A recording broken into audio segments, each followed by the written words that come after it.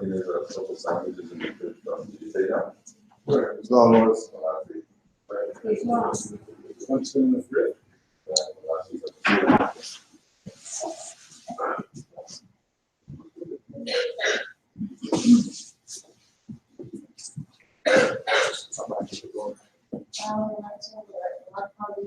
Allah, Father of the universe, Father of love, truth, peace, freedom, and justice. Allah, my protector, my guide, and my salvation, by night and by day, who is also prophet, no drug. Ashe, Islam. Thanks, young guy. Give thanks, Mark. To be proclaimed at every meeting. Islam. I am glad to know that I have a few faithful Moors among you all, and I desire for them to know the truth and the divine truth. There is a host of jealousy about me and the movement now by the same people of our side of the nation that claim I was only a joke and unreal. But now, since they have found out from the government officials and the nations of the earth that this is the only sole foundation that all Asiatics must depend upon for their earthly salvation as American citizens, they are working every scheme that they can to disqualify me, so they may take charge of the situation. I have notified all these things to you long ago in the past. It is through the faithful Moors that attribute to the movement and uplifting funds. The ones that paid their divine respect to me and the movement will be remembered. That is why I am calling on all faithful Moors to increase their faithfulness to me, your prophet, and your divine Moorish movement. I need finance and I need it badly. Never before have I needed finance so badly as I do at present, so I can shove aside the discord that is facing the nation. It all comes through jealousy because of my fame and mobility. The nations of the world will not recognize the movement without I, the prophet, being head. It has been proven by my works which I have performed in the past few years. Prophet Noble Juali. To the members of the Moorish Science Temple of America, Islam, this is the instruction from your prophet Noble Juali. Be faithful unto your forefathers' divine and national creed, that you will be blessed for your good deeds that you sow in the flesh. Allah is the one that judges the world, and his judgment is not on, but the weak can comprehend it not. The end of time is drawing near, so says Allah to his divine prophet, I Noble Juali. And that's why many hearts have been turned to stone, many have eyes to see but cannot see, ears to hear but cannot hear, lest they will be confounded of their sins. These are trying hours now, dear Moors, and every evil spirit is moving, and they are trying every weak mind to overthrow and drag out the true foundation that has been laid, and to cause confusion in the minds of the ones that do believe. But if you have the true love of Allah and the spirit of your forefathers, you fear not what you hear or see, but will sacrifice the utmost of your very life to protect your movement and your prophet. Watch your enemies, dear Moors. Your enemies are the ones that speak against your prophet and ridicule him to the very lowest, and the ones that speak against your divine and national principles of your temples. Act accordingly, and Allah would bless you for your good work. Peace, your divine prophet, Noble Juali. Islam.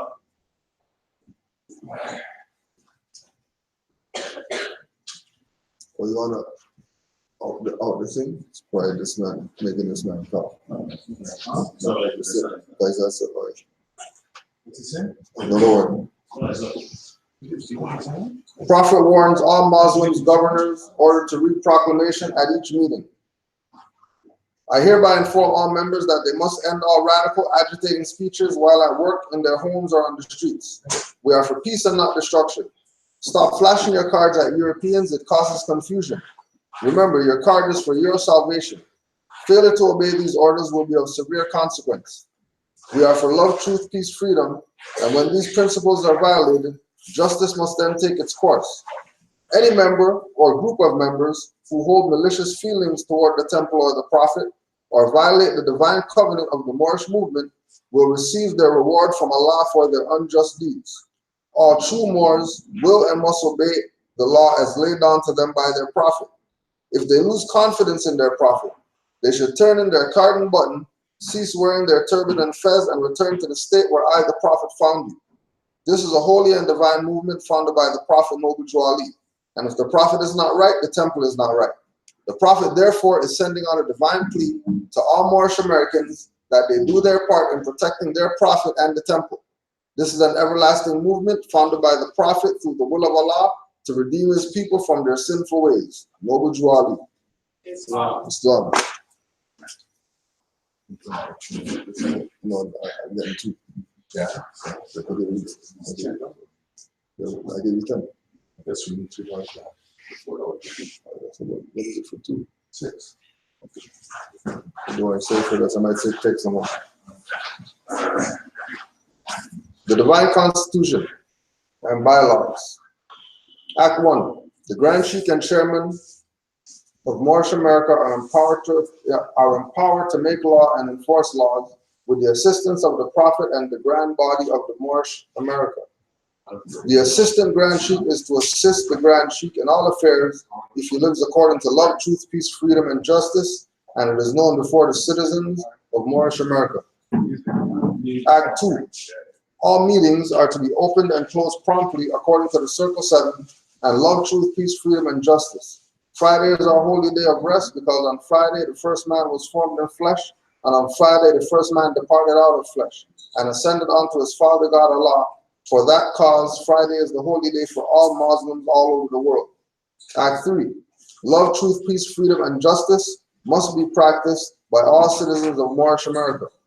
No member is to put in danger or accuse falsely his brother or sister on any occasion at all that may harm his brother or sister, because Allah is love.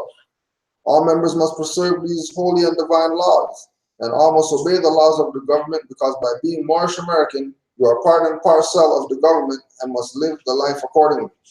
Act 5. No organization of Moorish America is to cause any confusion or overthrow any laws and constitution of the said government, but obey hereby. Act 6. With us, all members must proclaim their nationality, and we are teaching our people their nationality and their divine creed, that they may know that they are part and parcel of this said government, and know that they are not Negroes, colored folks, black people, or Ethiopians, because these names were given to slaves by slaveholders in 1779 and lasted until 1865 during the time of slavery. But this is the new era of time now, and all men must now proclaim their free national name to be recognized by the government in which they live and the nations of the earth. This is the reason why Allah, the great God of the universe, ordained Noble Ali the Prophet to redeem his people from their sinful ways. The Moorish Americans are descendants of the ancient Moabites, whom inhabited the northwestern and southwestern shores of Africa. Act 7. All members must promptly attend their meetings and become part and parcel of all uplifting acts of Moorish America. Moorish Americans must pay their dues and keep in line with all necessities of Moorish America, and then you are entitled to the name of faithful. Husband, you must support your wife and children. Wife, you must obey your husband and take care of your children and look after the duties of your household. Sons and daughters must obey father and mother and be industrious and become part of the uplifting of fallen humanity. All Moorish Americans must keep their hearts and minds pure with love and their bodies clean with water. This divine covenant is from the Holy Prophet, Noble Ali, through the guidance of his Father God Allah.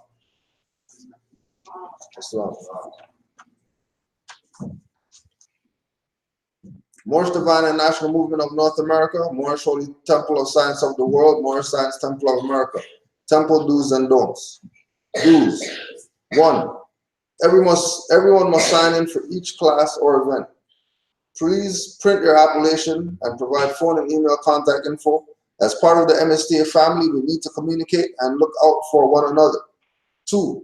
Guests may attend the first classes at no charge. After this period, a donation of 10 notes per class is expected, or begin the process of being a member and paying dues, which is currently 25 notes per month. As told to us by our illustrious prophet, it takes finance to uplift the nation. 3. Once you have become part of the temple, it is imperative that you pay your monthly dues each month. The dues are put towards rent, utilities, and all other expenses in relation to keeping your temple doors open. When one individual fails to make his or her monthly donation, The onus then falls on the shoulders of the administration and other nationals that pay their dues. This is neither just nor divine.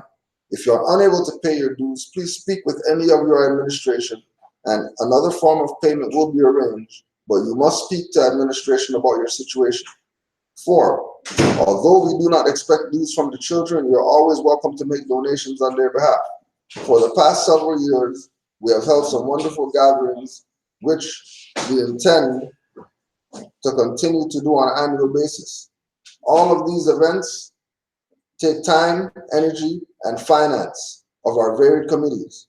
Therefore, if you are inspired to donate more than the monthly expectation, please feel free to do so at any time.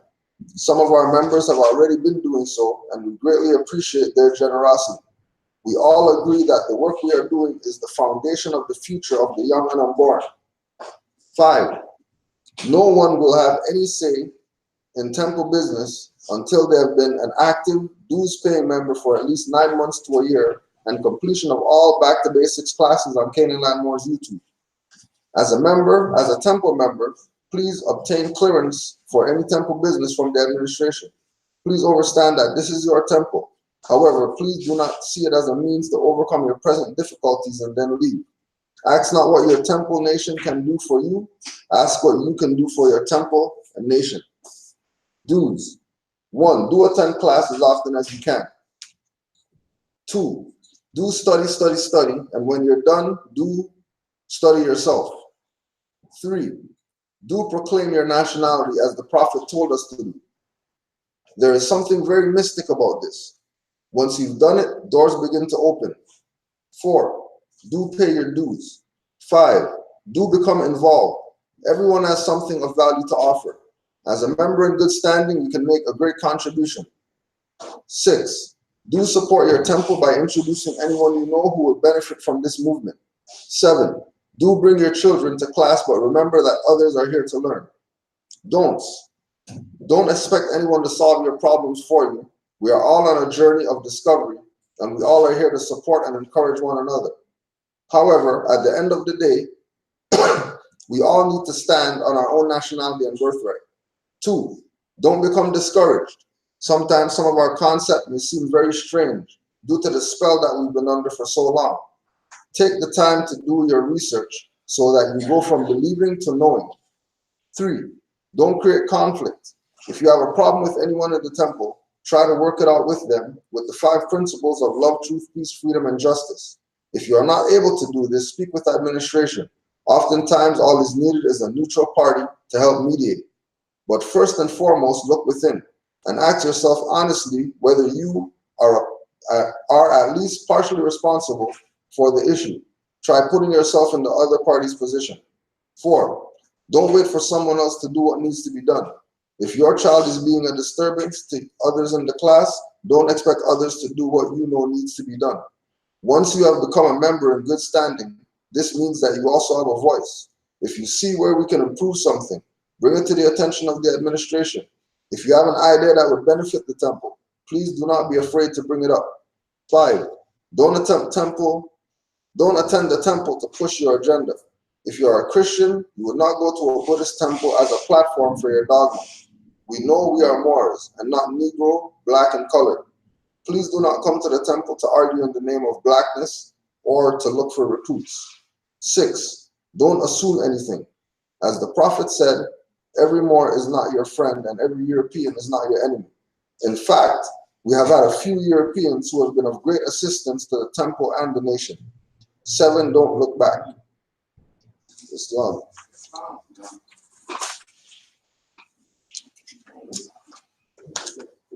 So, June 5th, we're gonna go through some things first, and then we'll do our Quran lesson for today.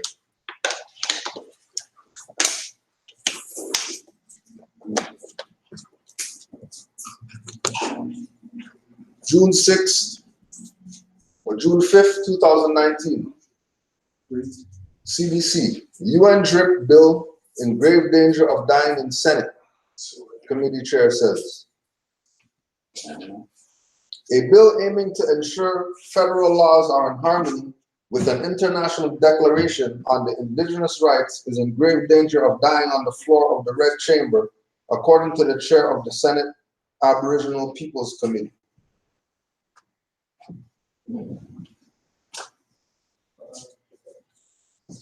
Senate Aboriginal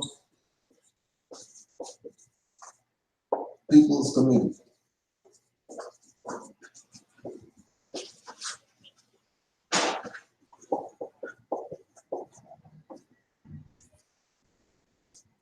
And then notice that even though this is the Senate, they have their committee where they're meeting and doing whatever it is their committee does. Because it's part of government that there's committees that handle certain things. Because everything can't be handled by one individual. So when we look at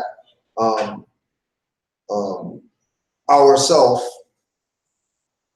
be carefully know that if they're modern Europeans, they clearly can't be the Aboriginal People's Party. Because they're foreigners. So they can't be the party. They can't be the committee. It has to be the Aboriginals or the peoples of the land that are that committee. Which is why they're addressing UNDRIP,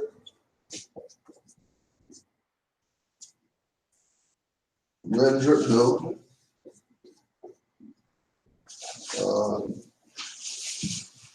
C-262. Bill C-262, and you already know, bills, statutes, acts, ordinances, or whatever like that have nothing to do with the jure law.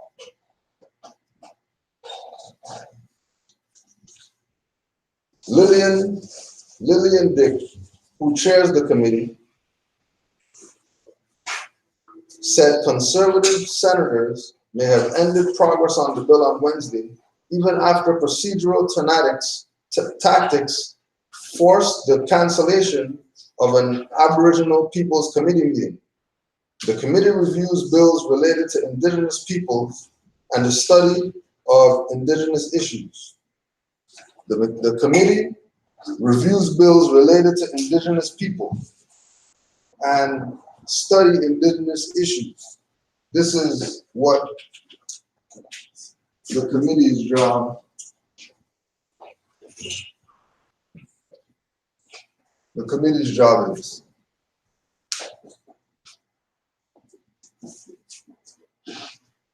Reviews bills related to Indigenous issues. And you can see why they're reviewing the bill, because they can't deal with the actual declaration. They're not the Aboriginal people. So in order to talk about the declaration, they have to create a bill, which is their jurisdiction, and then add the declaration to the bill to have jurisdiction to talk about UNDRIP. So is that like having to the UCC laws? Say that again? Is that part of the UCC laws? Oh no, totally separate. Totally separate. Yeah. Because they can't touch the Constitution, right? well, if they say they can touch the Constitution, because they just created the jurisdiction, right? This is why the Constitution Act, they put the term Constitution in there, but it's an act. So it's not really a constitution. Acting like. It's acting like a constitution. This document is acting like a constitution. This bill is acting like the UN Declarations of Rights of Indigenous People. But then the committee has to do with Aboriginal. Then they're going to say that Aboriginal and Indigenous is different. But then why didn't they just say this is the Aboriginal People's Committee if they're dealing with the Indigenous People's Declaration? It's not the Aboriginal People's Declaration. It's not the Indigenous and Aboriginal Declaration. This is the Indigenous People's Declaration. But they know that they can't talk on it because they're not that or that. We are. But you know, we're caught up in other stuff. Instead of doing like what they're doing, have committees, have jurisdictions that you have going through all these things to figure out how we're gonna fix our problems as our people. Instead of go hire a lawyer or whatever it is that people do. UNDRIP is a framework that affirms the rights of indigenous peoples to language, culture, self-determination, and traditional lands. It also establishes minimum standards for the survival and well-being of indigenous peoples according to the UN. The meeting was scheduled to hear from witnesses and conduct a clause-by-clause study of Bill C-262, which aims to put federal laws in harmony with UN declarations on the rights of indigenous people.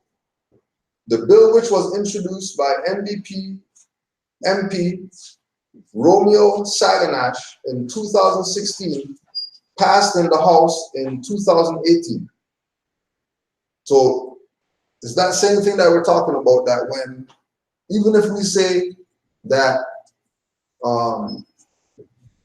if they go from some angle of not going with the Constitution or not going with some supreme law, they have their own stuff. Right, remember, this is Bill C-262.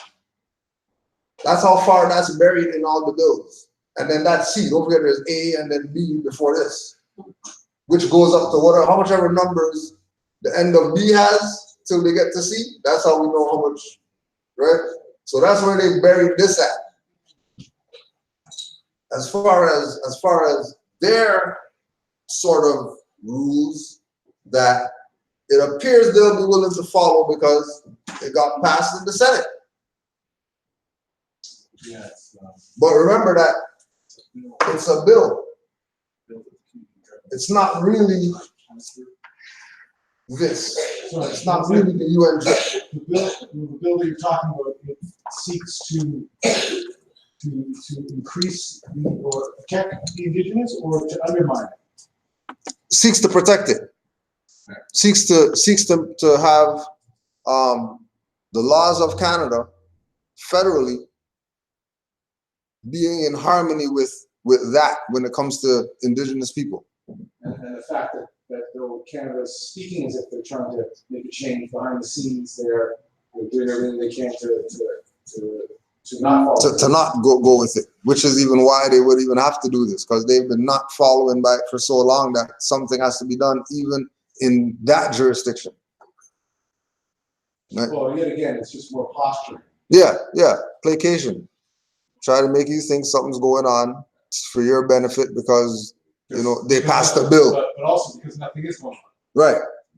Yeah. Nothing is going on, so they gotta keep telling you that something's going on, you know, and hopefully you become docile because you think that something's going on. Shit changes in your life, and then this stuff starts having that same connection. All right, so this is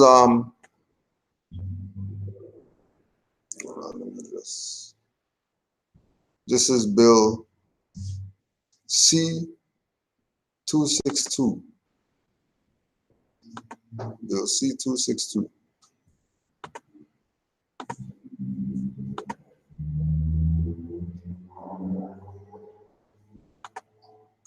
First session, 42nd Parliament. 2015, 16, 17, 18. House of Commons, Canada. Bill C-262.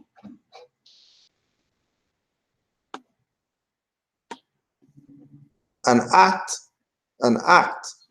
to ensure that the laws of Canada are in harmony with the United Nations Declaration of the Rights of Indigenous Peoples, as passed by the House of Commons, May 30th, 2018. Summary.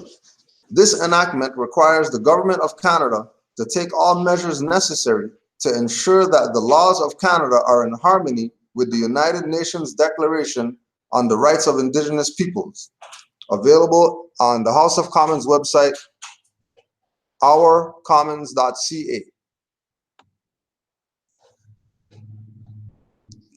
preamble, right? So they have to set it up just like it's the UN declarations. But this is just an act to ensure the UN declaration. This is not the actual UN declarations, like, you know, like when they put it like they're endorsing it. Oh yeah, we're gonna go with the right. They can posture with it like that because they know that if they don't follow that, you can't hold them to that. So as soon as you say, yeah, we hold you to the bill, whatever, you just admitted the jurisdiction when you should be just going to the UN stuff off the top. And that their bill is supposed to be, their act is supposed to be ensuring that everybody deals with that, not the bill. Because people are going to get caught up in the bill because they even put the UN declarations in the bill itself. All the 49 articles in there. Same idea. Take the rights of the people, put it in a document, call it the original name that it was, but put act on it or bill on it or whatever ordinance, statute. And now that becomes the quote unquote law. But then that's not really law. Right? Whereas the Parliament of Canada recognizes that the principles set out in the United Nations Declarations on the Rights of Indigenous Peoples should be enshrined in the laws of Canada.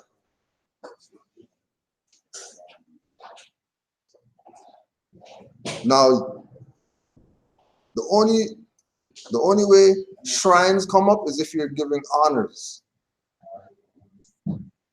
So if they're enshrining these, if the concept is we're going to take these principles, no, they didn't say that they were laws, they didn't say that they were rights, they said that they were principles.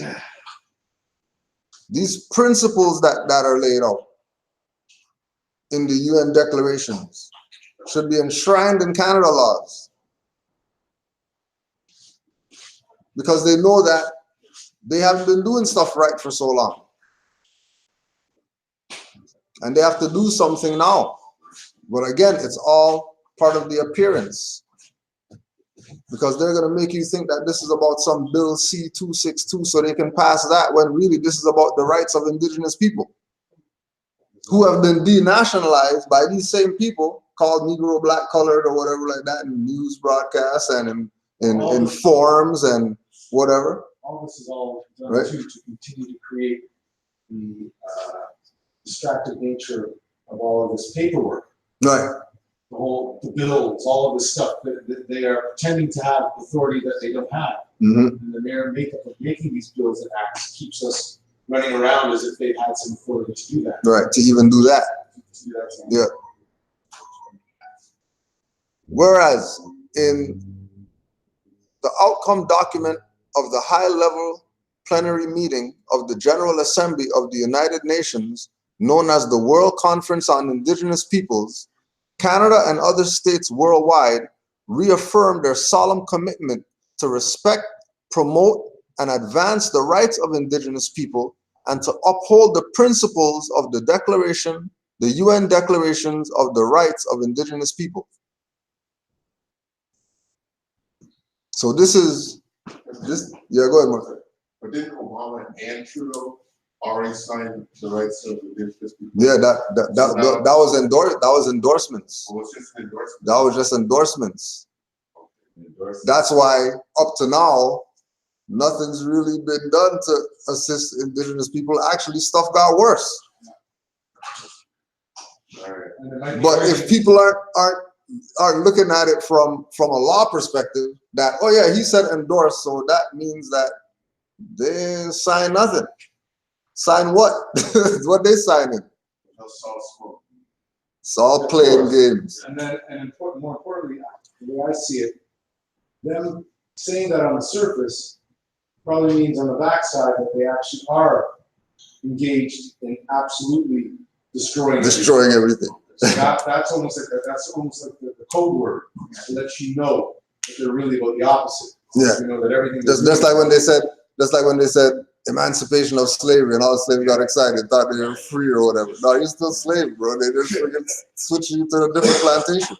And then every time you get close, they'll let you know, but it'll be a side angle.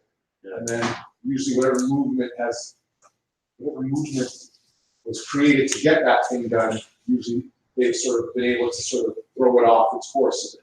There's some of course what walks out of the barn is a donkey. Yeah. Yes. Yes, to that amount. Yeah. Right. Whereas in its document entitled Calls to Action, the Truth and Reconciliation Commission of Canada is calling upon the federal government and other governments to fully adopt and implement the United Nations Declaration on the Rights of Indigenous Peoples as a framework for reconciliation. Right? A framework. Because again, it's going back to the thing of they've done as much as they can do to put up the front that they're doing something for the indigenous whatever. They can't play that game anymore because now people are getting hit that they're really not doing anything. Indigenous women's murders and all this stuff, missing women and all that, numbers skyrocketing. And nobody's saying, well, yeah, I think the natives are kidnapping their own people or whatever. Nobody's bringing that up. Everybody's talking about some colonial or whatever. Why that's happening, right? Some practice of them, what that has them in such a state where women just go missing, people don't even care. Not even an issue. Yeah, yet again, I think it speaks back to what we were talking about. They're controlling, I hate to use this word, they're controlling the narrative. Yeah. They're the ones talking about this. Right. You have a very criminal who's created the environment telling you what's going on. What's real, what's fake. That problem is 100 times bigger than that. How do you know, and what we do know, how we know it's absolutely not happening as we speak. As we're talking about it. Well, and you're right, it is just talk, because look at the proclamation. This is dated National Aboriginal Day, dated June 21st, 2017.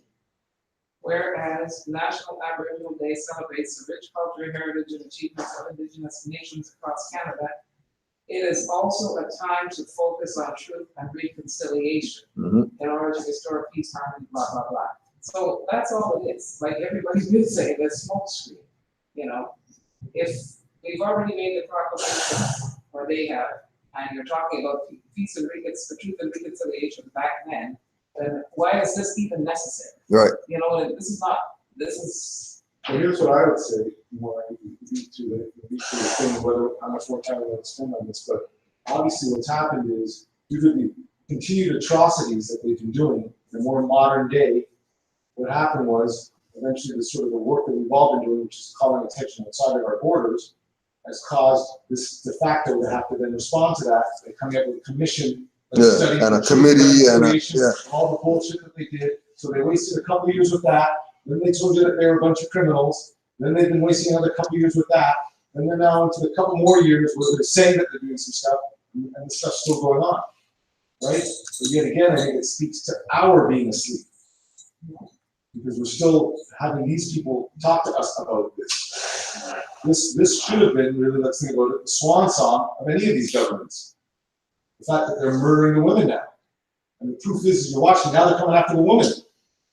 Right under they're giving you the message that they're back after the woman again. Not that they haven't always been, but now they're strictly taking them out. You think about that Boko Haram thing where they took those 300 women. Remember that? That was going back 5 years now. One of those gangs went in there into a town and took 330 women or something like that. To me, those are signals that they're sending us. Islam.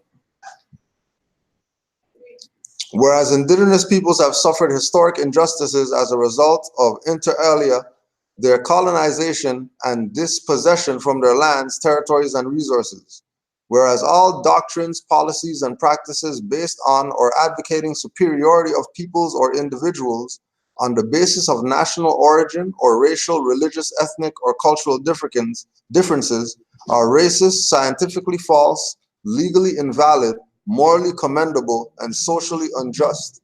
Whereas in regard to indigenous peoples, it is important for Canada to reject colonialism and engage in contemporary approach based on good faith and on principles of justice, democracy, equality, non-discrimination, good governance, and respect for human rights. Whereas Canada is committed to taking appropriate measures, including legislative policy and administrative measures at the national and international level in consultation and cooperation with Indigenous people to achieve the ends of the United Nations Declaration on the Rights of Indigenous Peoples and to follow up on its effectiveness. Whereas protection of existing Aboriginal and treaty rights is an underlying principle and the value of Canada's Constitution. Whereas human rights, and notice how they referenced it as Canada's Constitution, not Canada's Constitution Act. Because they should be talking Act if they're talking about the Constitution of Canada. Whereas human rights, the rule of law, and democracy are interlinked and mutually reinforced and are underlying principles of that Constitution. Now, therefore, Her Majesty, by the way of the advice and consent of the Senate and House of Commons of Canada, enacts as follows.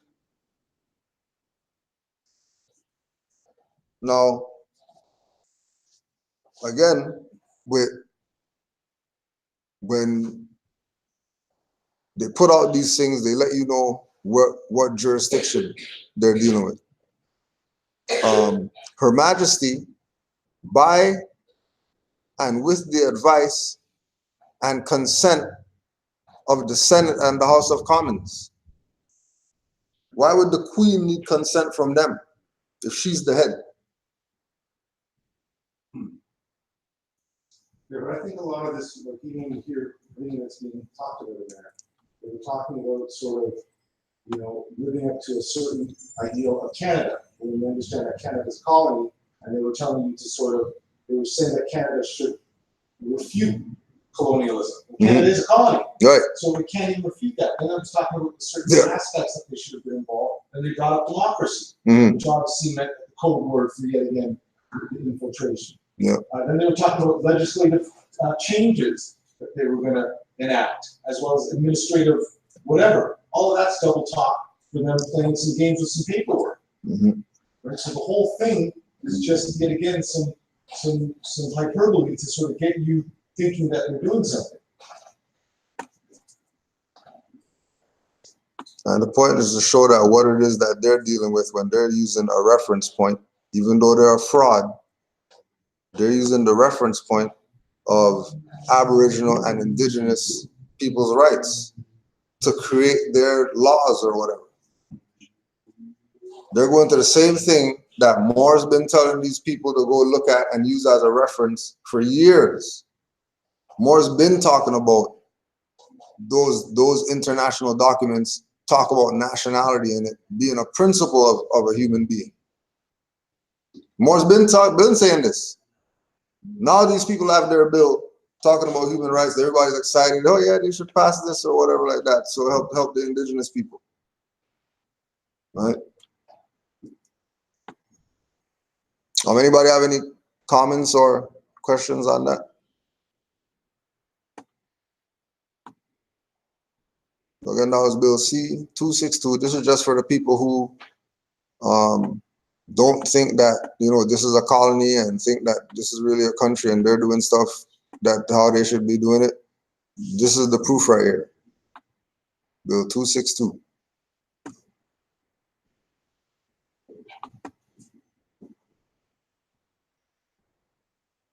Islam more.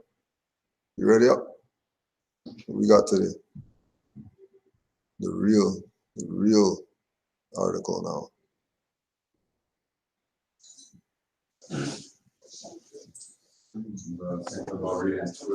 All right. Pretty close. I read one I read earlier. I'm leading to the other one.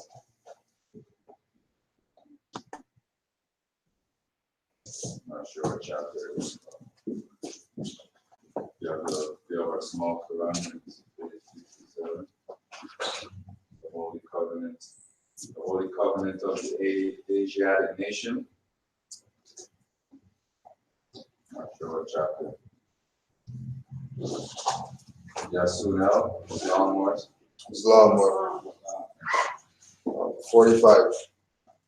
Chapter 45, verse he said. A holy covenant. I don't know how it says A, right? It doesn't say E. The one? No, at the beginning of the title it says a holy covenant of the Asiatic nation. Like there's others. But it doesn't say the holy covenant of the Asiatic nation, a holy covenant. That suggests that there's more than one. Okay. Ye are children of one Father, provided for by his care, and the breast of one mother hath given you son. Let the bonds of affection, therefore, unite thee with thy brothers, that peace and happiness may dwell in thy father's house. And when ye separate in the world, remember the relation that binds you to love and unity, and prefer not a stranger before thine own blood. If thy brother is in adversity, assist him. If thy sister is in trouble, forsake her not. So shall the fortunes of thy father contribute to the support of his whole race, and his care be continued to you all in your love to each other. Islam. Well, now it's chapter 25. Not bad. Chapter 25. Thanks. Yes, yeah. I was on 45. I'm not Roman. I'm not Roman. Sorry about that. Around 45. You told me I was going to regret it, repeat it. Any better. All right, so we're going to go to the next chapter right after, which would be chapter 46, right? Or 26. 26. Honestly, Still sleeping, huh? holy instructions of unity. One of my favorite chapters. It's verse 3. Okay. The gifts of the understanding are the treasures of Allah. And he appointed to everyone his portion, in what measure seemeth good unto himself. Hath he endowed thee with wisdom? Hath he enlightened thy mind with the knowledge of truth? Communicate it to the ignorant for their instruction. Communicate it to the wise for thine own improvement. True wisdom is less presuming than folly. The wise man doubteth often and changeth his mind. The fool is obstinate and doubteth not. He knoweth all things but his own ignorance. The pride of emptiness is an abomination, and to talk much is the foolishness of folly. Nevertheless, it is the part of wisdom to hear with patience their impertinence, and to pity their absurdity.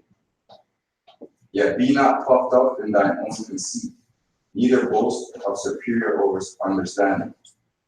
Whenever I see that word, I usually substitute understand, overstand. So, the clearest human knowledge is but blindness and folly. Let me read that again. Verse 5. Yet be not puffed up in thine own conceit, neither boast of superior understanding. The clearest human knowledge is but blindness and folly. The wise man feeleth his imperfections and is humble. He laboreth in vain for his own approbation, but the fool keepeth in the shallow stream of his own mind and is pleased with the pebbles which he seeth at the bottom. He bringeth them up and showeth them as pearls, and with the applause of his brethren delighteth himself. He boasteth of attainments in things that are of no worth. For where it is a shame to be ignorant, there he hath no understanding. Even in the path of wisdom, he toileth after folly. And shame and disappointment are the reward of his labor. But the wise man cultivates his mind with knowledge. The improvement of the arts is his delight, and their utility to the public crowneth with honor. Nevertheless, the attainment of virtue he accounteth as the highest learning, and the science of happiness is the study of his life. Islam. Islam. All the instructions of unity.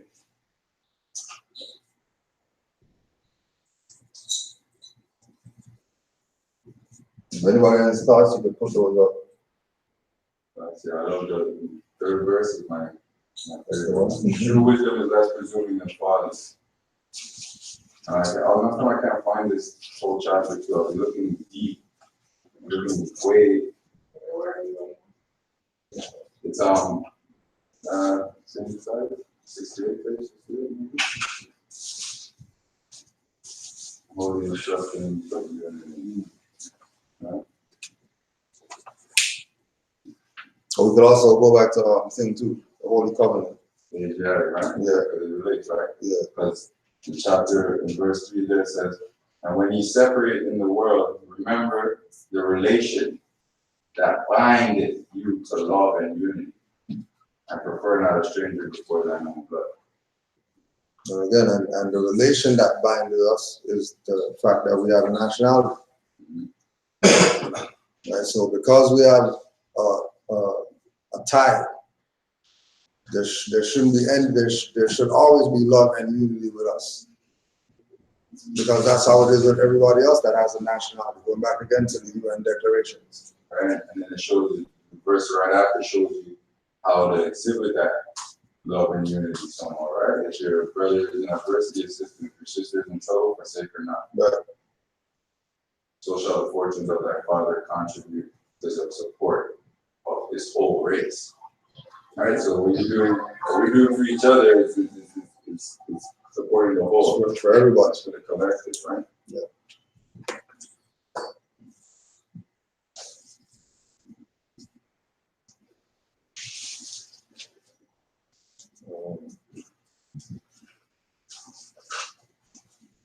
Something else in there. Oh yeah, and also too, could you look up see if covenants in there, Mother Mocha? Yeah, there's pages and pages of covenants. Yeah. Good. Right into. So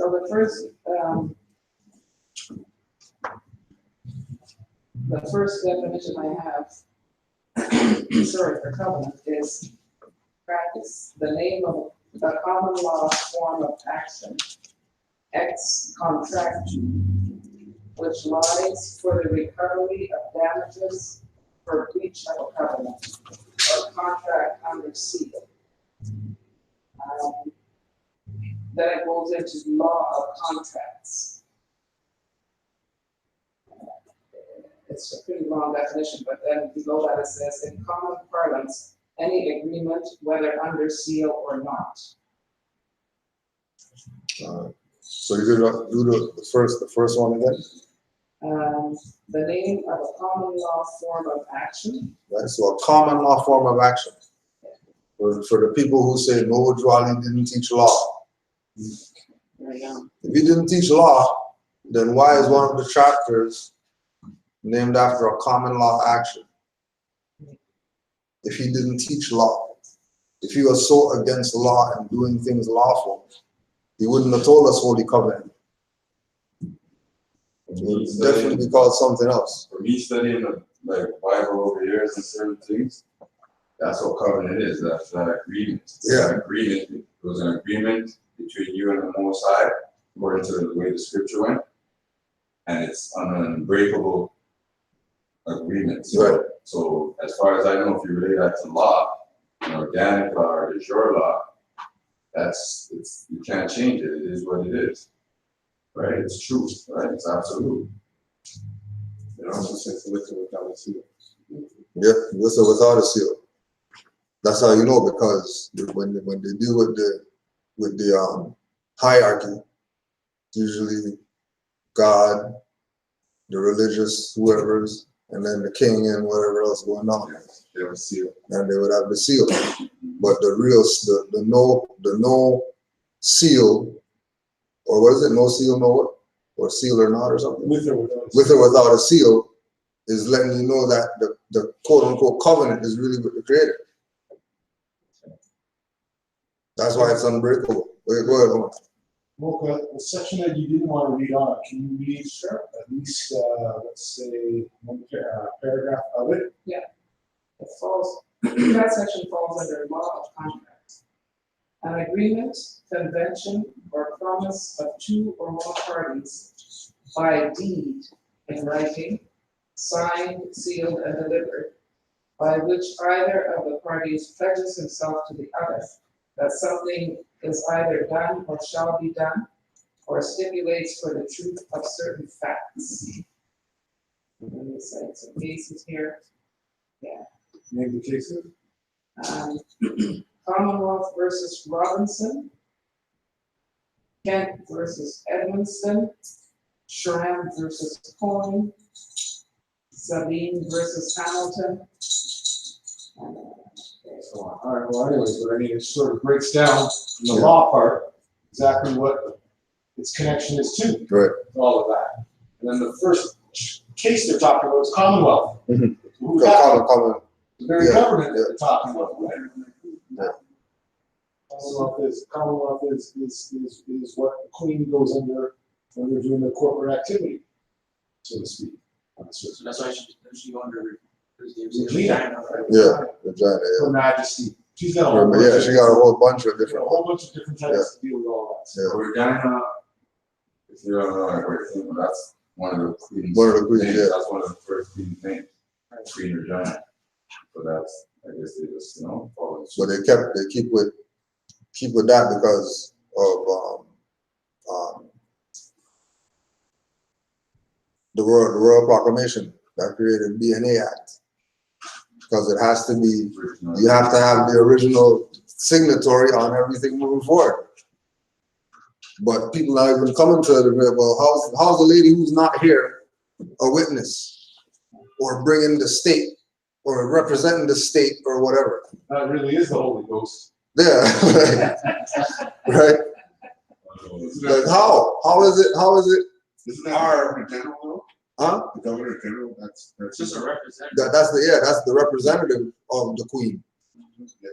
You know. Here, but what we're saying is that all, as you notice, everything, even in what he was talking about, ties back to Her Majesty when they were saying the Majesty in agreement with the Senate and the thing. What they're really telling you is the Senate probably just okayed what the Majesty wanted in sort of some kind of parlance. That's really what they're trying to say. But she's still running the whole show. Yeah, you realize that, right? Behind the scenes, they just keep throwing. This again is part of that. So they keep throwing certain.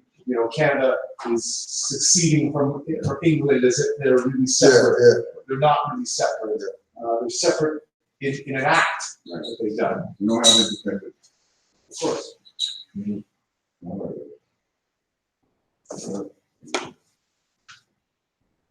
Yeah. So no. Say again. I'm saying that they still use the constitutional, but I guess call it a constitutional monarchy. Yeah. But remember, like if it's a monarchy, then it should be ruled where the monarch is, not where the monarch is not. So them even going with constitutional monarchy, you might hear that they don't really use that like that, because that's even less jurisdiction than them saying Canada, country of Canada or whatever.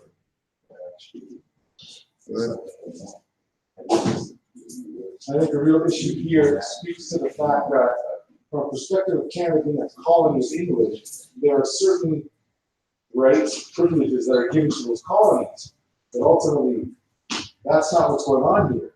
They've been having to play a game where they're pretending on the one side that this is a colony, when they've come over and taken over a landmass, and then they've divided it up into these so-called different sort of countries, which were really amalgamations of nations, right? And they've done that in some kind of corporate way. So we're playing this game where they're trying to have to pretend that Canada is a nation.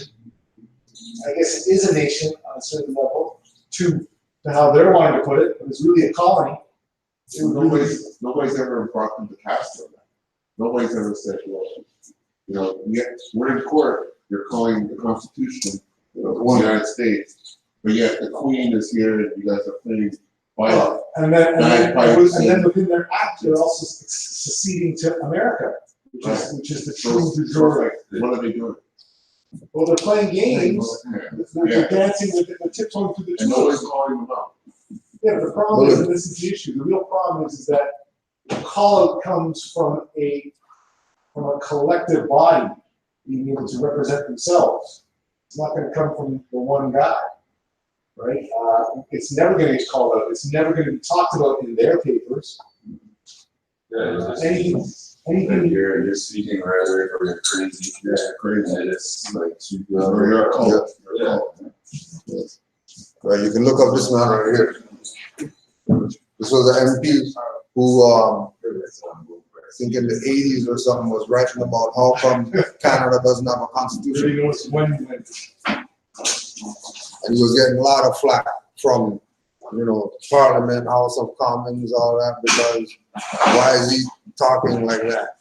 You know what I mean? And eventually they did what they did, sweep him under the rug, because you can't be talking about, you know, breaking it down as to how come Canada doesn't have a constitution and why isn't there one, and you know, certain, I think they were talking about even Alberta or one of these places that were exercising a certain sovereignty different than people in Ontario and all that. You know, but it's the same. It's the same game. It's just who's up on the knowledge, or whose jurisdiction's been most gentrified. The places where they say amalgamation and then they make it into a mega city and all that or whatever, those places you're gonna have a harder time with it than the rural areas where, you know, you actually have only, you know, one highwayman. You know, you're not really gonna have too much issues with exercising right to travel if there's only one highwayman for 5,000 people. You know what I mean?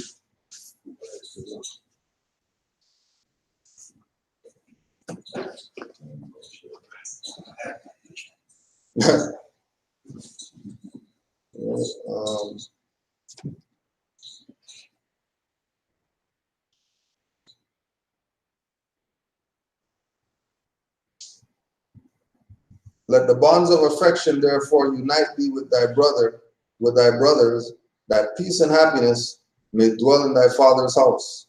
And when ye separate in the world, remember the relation that bindeth you to love and unity, and prefer not a stranger before thine own blood. Prefer not a stranger before thine own blood. Not saying to hate anybody or we have to separate from anybody. We're not supposed to separate from each other. But there should be no stranger. There should be no call a highwayman because my brother or whatever. Call a highwayman because my sister or whatever. It should be us dealing with our matters. Because once we start relying on the strangers is how problems happen. Because if you can't handle your affairs, then you're saying you're a minority. You're admitting that I need taken care of.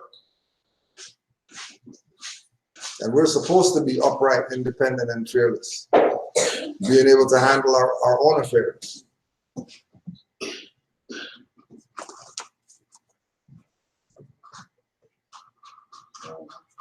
If thy brother is in adversity, assist him. If thy sister is in trouble, forsake her not. So that's with regard to whatever, any type of adversity. If brother's in adversity, assist him. And then Nobujuali added on to that with,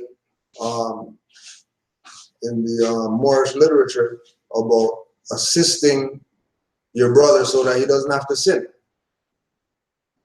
Don't let your brother go sin when you could have assisted him so he doesn't have to sin.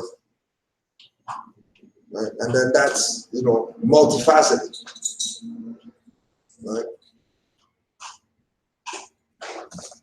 If thy sister is in trouble, forsake her not.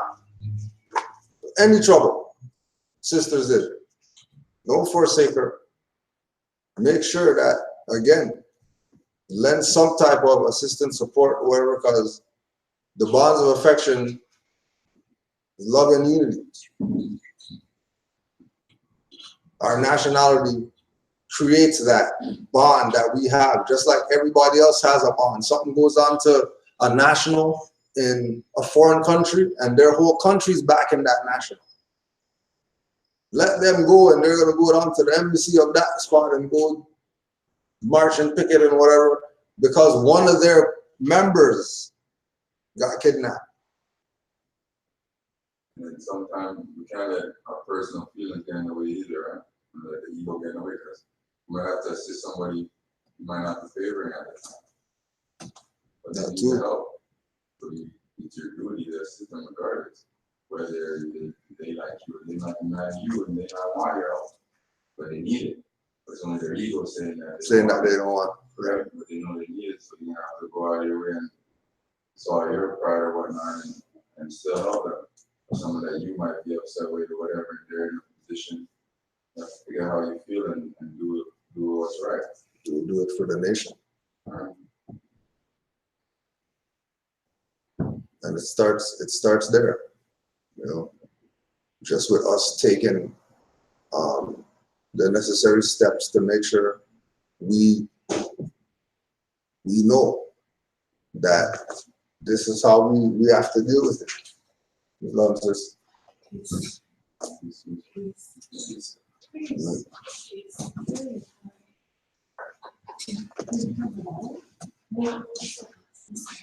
So you were saying, and assisting them, but I mean, we had this conversation earlier in regards to, I think this speaks to sort of where, let's say, our nation is at this point, but we see people that need help. Yeah. But in a situation, what you're saying is that we're too caught up trying to tread water ourselves to really be able to help those other people.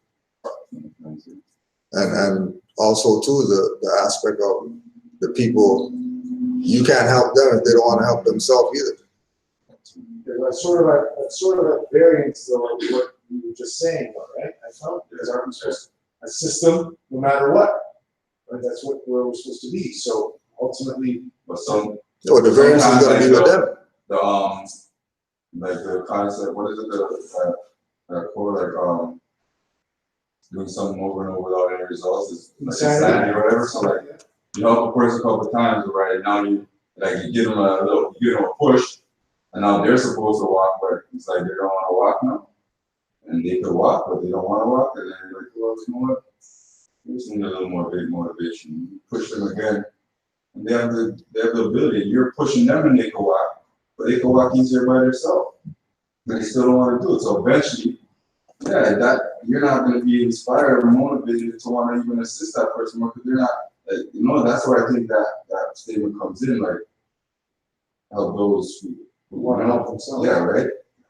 After a while, you realize this person's they're not motivated, they're not enthused about their own stuff, so why should I be more invested in them than they are in themselves?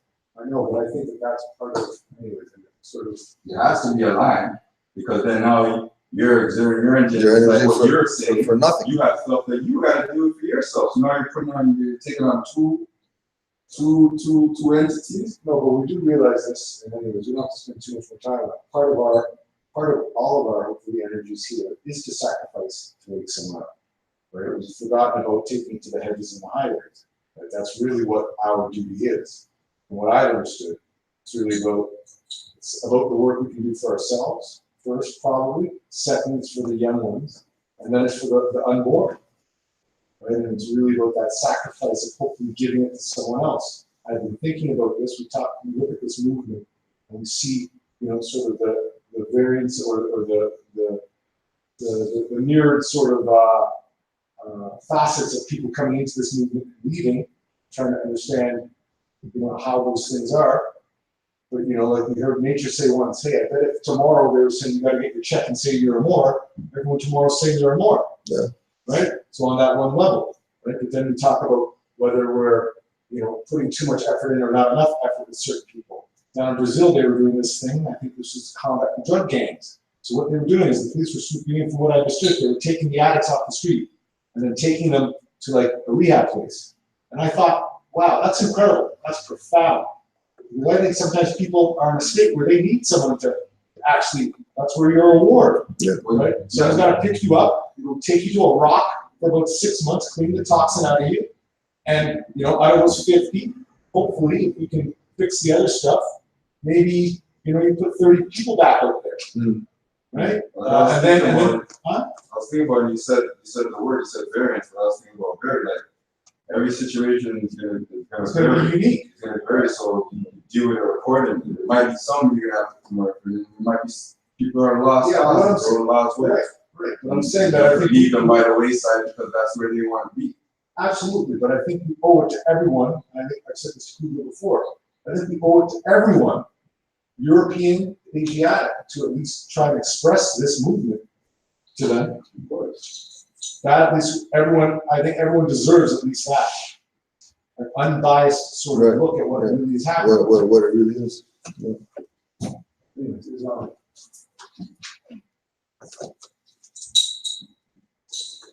So we'll just go on verse by verse with the holy instructions of unity. And any thoughts, just express those. The gifts of the understanding are the treasures of Allah, and He appointed to everyone his portion, in what measure seemeth good unto himself. Right, and that's like what we were just talking about, variance, right? So the himself is capitalized, so they're talking about, quote unquote, him, right? But that Well, I would say himself almost being like I, himself. It could almost be seen from the principle to of, me, in this context, though, the way it's written, right, it's talking about that. okay, Because so fair enough. it's coming from a place where these people are coming from the Bible, and everything was like that. Anytime it talks about the Most High, it capitalizes him, his, Father, Mhm. God, Yeah, that was like Most High, a standard. Almighty. All every time it's capitalized. Remember, So I it says- is also capitalized as Okay, well. well, hold on. It says the gifts of the understanding are the treasures of Allah, capitalized. And He, capitalized, appointed to everyone his portion, common letter, his. So his portion now he's talking about the person. Yeah, the individual, yeah. So his portion. So now he's talking So- about him. Allah appointed to everyone his portion. In what measure seemeth unto good unto himself. So I'm God. I think you deserve that. I think you deserve that. I think you deserve that. I think you deserve that. That's what the statement's saying. But then remember too, one of the things I think we have to be very careful of in looking with the sort of the physical nature of this text is that it could have been altered too. The him could have really been capital. The himself that you're talking about, right? Himself is capitalized. No, but then you were saying that the other one wasn't. The him. To everyone his portion. His portion, His- right? his. So his could have been capitalized. Yeah, but when we're doing things on a metaphysical level, but first we gotta come on a level that everybody could possibly comprehend and relate to. Everybody don't see that thing in them. So you can't bring that to everybody. Everyone don't see themselves as that As energy God. that's the same as the Most High, as one with it, that God energy, that God is something. Everybody doesn't identify with that. That takes a lot of confidence. You can put yourself in that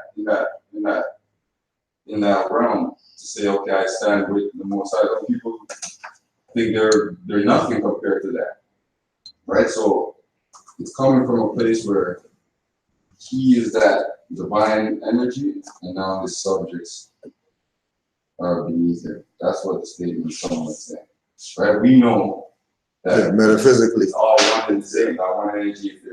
If there's a so-called God out there, and that God created me, and I'm in His image or her image, and I'm one with that, I'm an extension of that energy. I am that energy. I'm just an attribute or a part of it. Right. or a spark or a ray of the sun, and then I'm a ray of the one. All right.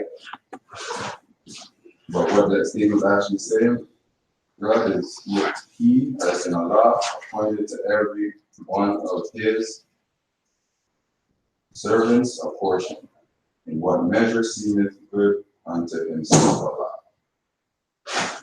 And so again, for the gifts of understanding are the treasures of Allah, and Allah appointed to everyone his portion in what measure seemeth good unto Allah. Right? And instead of his, right, because we're dealing with things on a level where it should be gender equal, it should say there. Yeah. Right? It's supposed to say your point, and then that the argument wouldn't even exist. But because it's coming somewhat from a patriarchal, masculine mind state still, everything is easier and really good. But I also see that in a different way too. I also, Good. All right. So where is it? Your ginger? Ginger is that thing about. So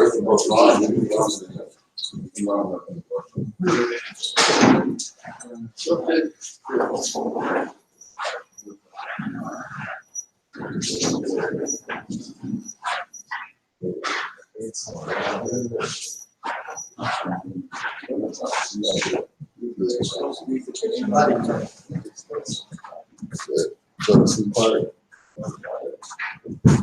Excuse us more technical. Yeah. Yeah. Well, the cup.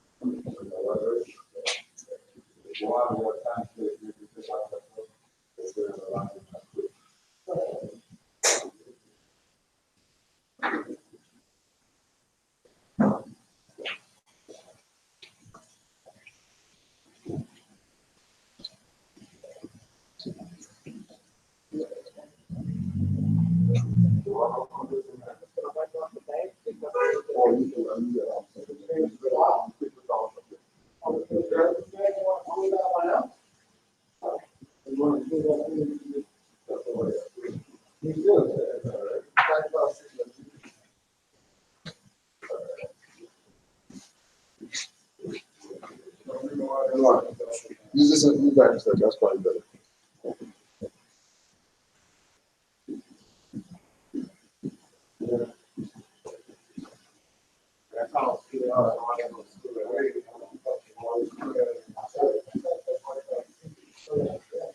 I heard something still, I didn't know what it was. I realized that was something.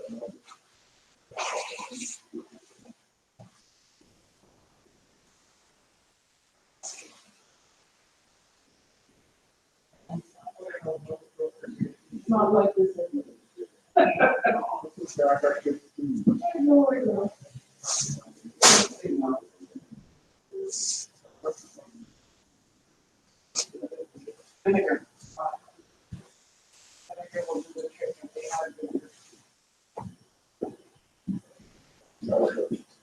Bring up the box there. Right there behind the doors. Hold on.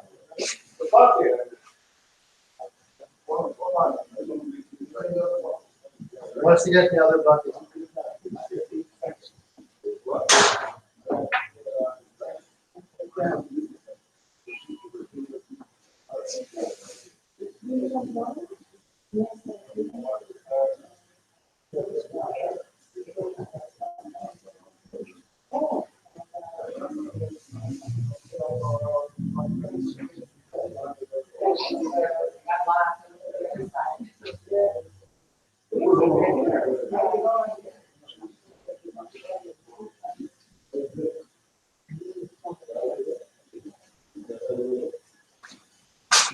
Okay,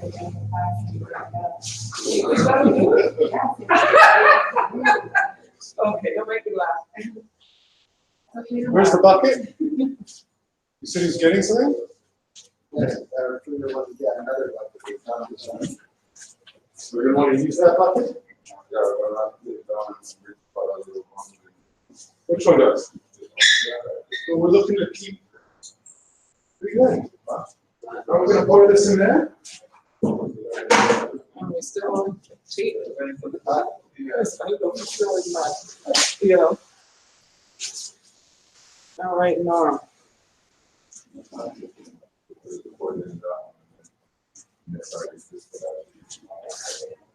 What's the use? Spray on the market and then we can put that out, right? So where's the, oh, you already used the market. So I should fill up some more.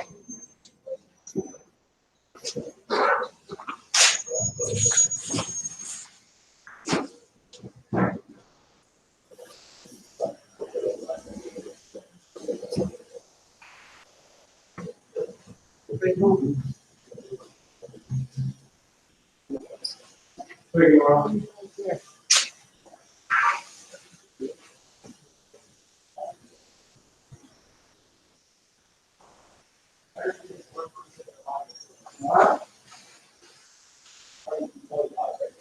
There's some sage. That's what the sage is good for now.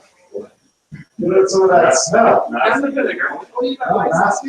Yeah, we're getting them up. We're getting them up. you want to get the extra, you know? Oh, it's great. Oh, for bees, for bees. So we don't even have to switch it. I checked the bucket, I don't know if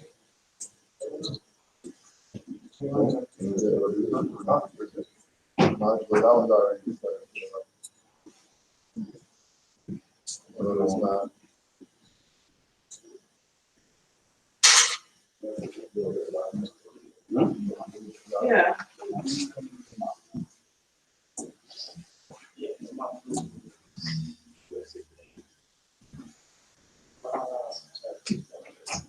Okay, needed a month in Exactly. I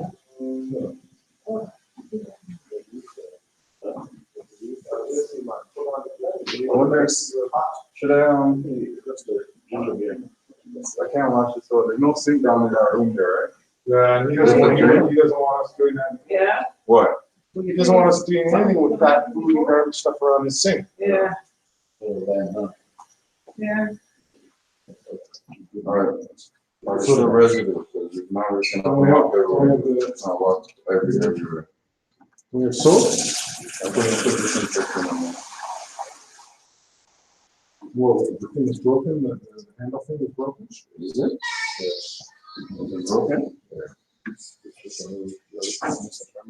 No, I'm gonna try to work on it.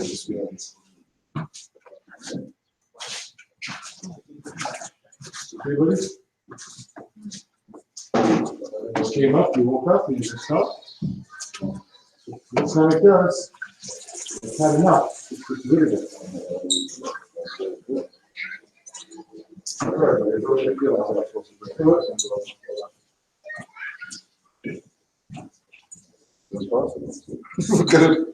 Well, just sort of white, just. No, clean it and probably you're gonna really load. I'm just gonna have to squeeze it manually. Hold on, we're gonna get some of it. Yeah. Huh? Like a bit. So much time has passed and still haven't come back to the events. Cut out everything. The what? Or preserve it on them. The same one that they're talking about? Nice and delicate, so tell them. Cool. Well, you never know too, you should maybe, that maybe they're just looking to sort of let things roll over a year or two or something. to then create the jurisdiction to say that you're in dishonor of it. For what? Yeah. So what do you say that they haven't done? Every year they always send something. Here's this, after this. Yeah, but I'm saying you didn't file. I know that this means they haven't sent me anything at all. So I was thinking, what the hell has this been so long? I think that part of it, as I'm saying, could be them trying to set you up. In the sense that, What's wrong? that if you don't call them up and say what's going on with my ship, right? Because it's in your risks that are causing their ship to go sideways. Right there, yeah. But if they can get you for like a jurisdictional thing where you haven't filed. Never seen projectile like that since back in the day, man. Getting mashed. Can't leave. Projectile, yo. I had the projectile. Those are the ones. Those are the worst ones. Projectile is just water. Well, then maybe that's the time. Maybe they're leaving their home down. Well, or as I said, maybe it's a combination of all the things, right? Well, that's what I'm saying, right? You gotta be real quiet. When they stop talking, yeah.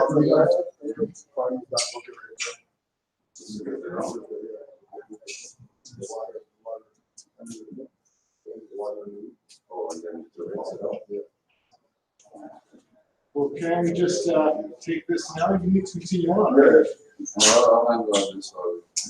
Shouldn't you, is there more water? Should we put more water there? You're talking about water.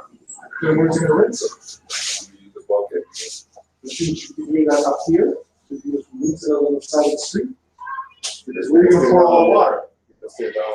Where are you gonna pour all the water? The water needs to go in the street.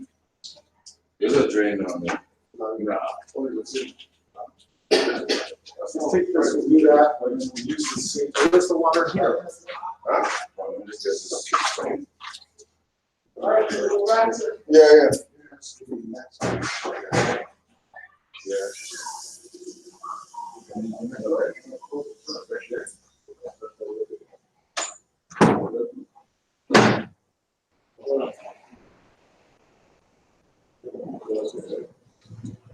Straight. I'm letting the thing fill up. Just dump this and then let the other things fill up.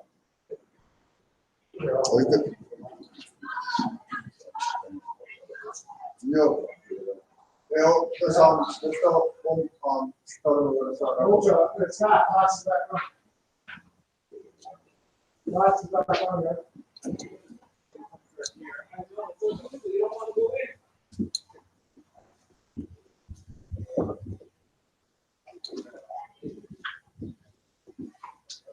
So the gifts of understanding are the treasures of Allah, and He appointed to every one his portion in what measure seemeth good unto himself. Hath He endowed thee with wisdom? Hath He enlightened thy mind with the knowledge of truth? Communicated to the ignorant for their instruction, communicated to the wise for thine own improvement. So that's going back to what Brother Omar was saying about this work of us uplifting our people. If we have the information,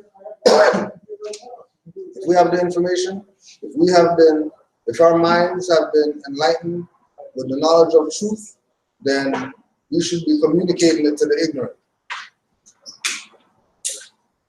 Because the ignorant need to be instructed as to how to be where we're at. Because we're in a certain place when we say, you know, we're Moors and, you know, we have a culture, we have turbans, fezzes, we have, you know, different IDs than other people or whatever. That's a big place to be. A majority of people are being brought to that place. So we're always looking at them as needed instruction. And the only place that they're going to get the proper instruction is from us. There's not going to be anybody who's going to really give that instruction that's going to have these people really wake up. And then going back to the theme of they have to want to wake up themselves before we can even wake them up. They have to want to be free before they get freedom. They have to know how to love before they can be loved. Right?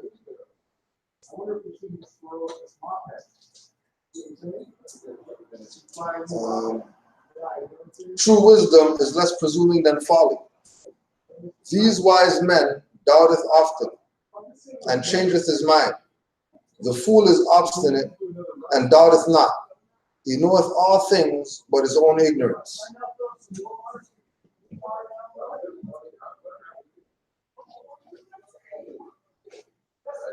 And again, the wise men doubteth often. The wise men are always doubting.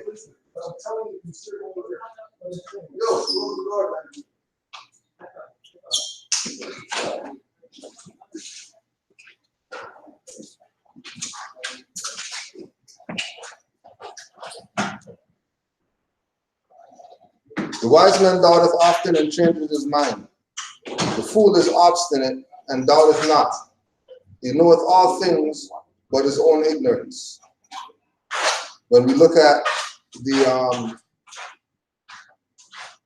the state of the people claiming that they know who they are, they know everything from what's in the universe to what's in the middle of earth. And you ask them what their nationality is, they don't know. Right? Those are these people that they're talking about. That knoweth all things but their own ignorance. Because the most important thing to anybody else out there when you tell them they're about their identity, they're talking nationality.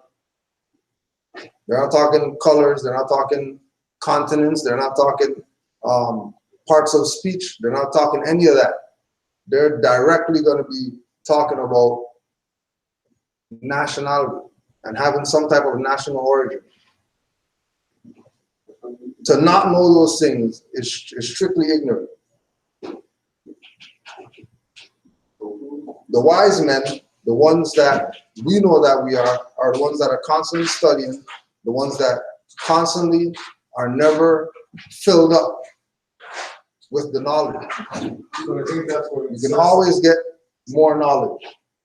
Go ahead, Mark. I was saying that I think that that's why they connect the wise with what was doubting. Because today what we think is correct, tomorrow may not be correct. Might not be. Yep. That's why sometimes I even look at this movement and I think to myself, this maybe isn't the end of anything. This is just the beginning. But we still have to get through this first, right? The pride of emptiness is an abomination, and to talk much is the foolishness of folly. Nevertheless, it is the part of wisdom to hear with patience their impertinence, and to pity their absurdity. Hear with patience their impertinence, and pity their absurdity. Right? So when we are telling our people that they're not Negro black colored, and they really think that they're that, it's on top. Right? Yeah. Right?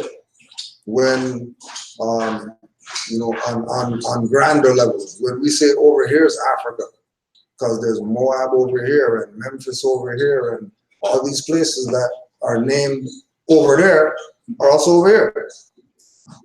They found pieces of over there under Florida and under New York and under all these places. So, okay, over there is the same as over here. They don't want to hear that. Pity their absurdity.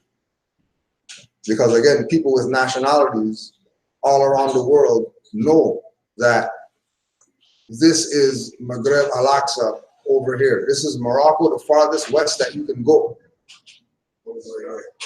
Over here. They know this. Right? They know that it's messed up that you have, South America, then you have North America, and there's Mexico, US, then Canada, and then Alaska, which is US. Why is that up there? Why is that part of this jurisdiction, but not part of down there? Why didn't they just move Alaska to one of the other states and switch the name of that state? So you know that all they're dealing with is paper jurisdictions. For themselves to be able to colonize, for themselves to be able to gentrify, for themselves to be able to, just like what over here. They said, no Scarborough, East York, North York, amalgamate. None of that, then call it something else. then none of that, and then call it something else. But the things aren't changing that keep this thing going. They're still dealing with municipal whatever, as much as they say amalgamate, and all of it is one thing. They're still dealing with mayors and local MPs and different jurisdictions. Right?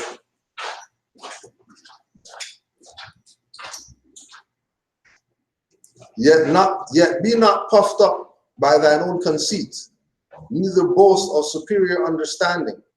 The clearest human knowledge is but blindness and folly. And you know, the yet not be puffed up by thine own conceit, neither boast of superior understanding. That's the position of the people why the statement know that the priesthood is dead. Because there's nobody that is supposed to be a priest for somebody else right now. Everybody's supposed to be their own priest. And the fact that we have people who are claiming, you know, that, oh yeah, they're holier now, they have the direct connection to Noble Drew Ali because they're reincarnated Noble Drew Ali. So they're gonna know Noble Drew Ali more than anybody else. Or, you know, their pastor, whoever, and they have a direct connection to Jesus more than anybody in the congregation. Right? Puffed up by their own conceit. Instead of giving people what it is that is going to save them and get them out of whatever the devil is doing to them or whatever, they're taking the position of keeping the people dumb so they can continue to have their position. Right? That's been going on in the Moorish movement. People get in the seat of power, and then they get in the seat of power, and then they go nuts. And they start telling people that oh well, because I'm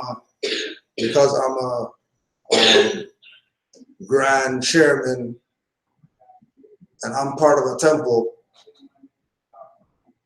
I'm part of that temple. I don't deal with any other temples. Just this one that I'm a grand whatever. And anybody who's in this, they're part of this temple. They can't talk to anybody else or whatever out there. We're not Jehovah's Witnesses. Yeah, right? We're not definitely Jehovah's Witness. Right?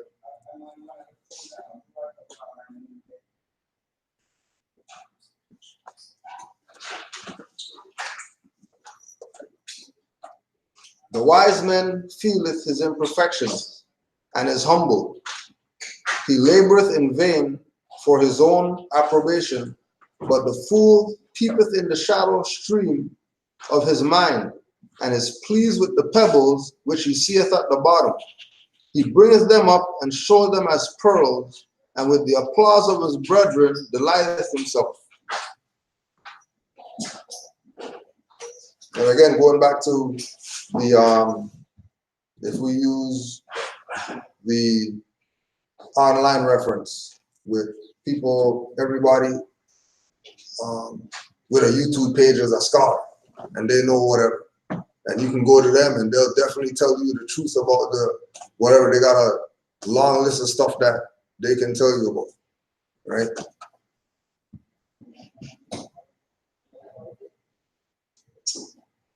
They present information, right? But the information is coming from the shallow stream of their mind. Not coming from the ocean depths of their mind. It's coming from the shallow streams of their mind. And again, with people who were pitying their absurdity, they're able to show these pebbles as the most magnificent things that they got out of the stream of their mind. That it ain't nothing. That's surface. That's not some sacred knowledge that they're presenting to people. It's like me and Brother Omar always make the joke about if you're really saying that you got the best weed ever or whatever, then we should smoke and be flying, have wings, If you're just talking, oh yeah, this is whatever, and all, we're all just standing around, and nobody's not, Red Bull, this is wings and flying around the place, then you're playing around with this. Because you can't continue to sell people the illusion and expect them to continue to go with it. Because they're getting to the stage now where they're fed up of the BS. And even the dumb public's starting to get knowledge now. They're not even waiting around for people to tell them something anymore. They're going to go online, they research themselves to find out what they have to find out.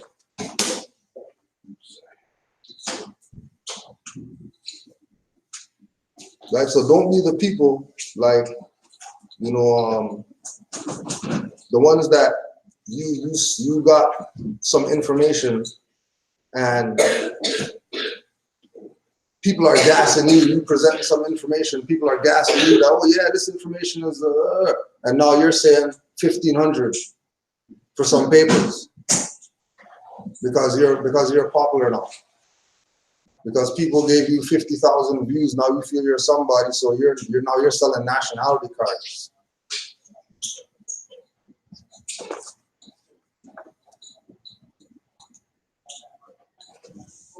He boasteth of attainments in things that are of no worth. But where it is a shame to be ignorant, he hath no understanding. Even in the path of wisdom, he toileth after folly. And shame and disappointment are the reward of his labor. But the wise man cultivates his mind with knowledge, and improvements of the arts is his delight, and their utility to the public crowneth with honor. Nevertheless, the attainment of virtue he accounteth is the highest learning, and the science of happiness is the study of his life.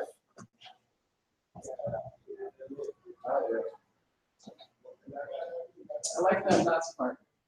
The science of happiness Is the study of his life. Yep.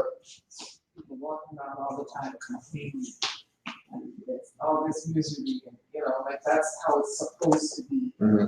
There's so much against that and blah blah blah. I'm not here to suffer. Yeah. At least I know I wasn't. Right.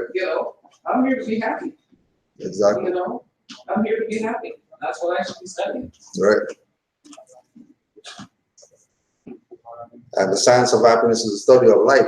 So this is not a one-time fix.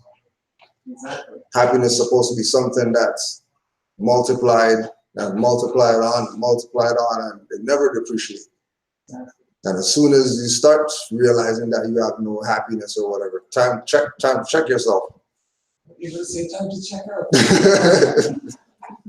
You probably might be if you're not. You probably might be. Well, the wise man cultivates his mind with knowledge. Yeah, going back to the pattern with Moors, that it's important that we're studying, whatever it is. If butterflies interest you, study those. If plants interest you, study that. Whatever it is that interests you, take that and look at it through a Moorish lens to get a perspective of it, so that it could be something personal to you. So you can receive the gifts of understandings, which are the treasures of Allah. Because information is useless if you don't understand what you have. You can have as much information as you want, but if you don't understand the information that you have, then the information is useless. So we can know all the law that we want, but if we're not practicing law, knowing law is serving no purpose. Because the point of having knowledge is to apply it. You have to put it into some type of practice once you get it. And in getting it, when you put it in practice, then more things are going to open up just because you put it in practice. Right? Can I just say something? Oh yes, please. And anybody else, if you have anything, please. It just has to do with what happened here today, Yeah. the cleaning up. A lot of, or some of the different black organizations that you go to sometimes, if something like this would have happened, the brothers would expect the sisters to automatically go and do what had to be done because something happened with the child, so let's all, it's the women's thing, they should be cleaning it up.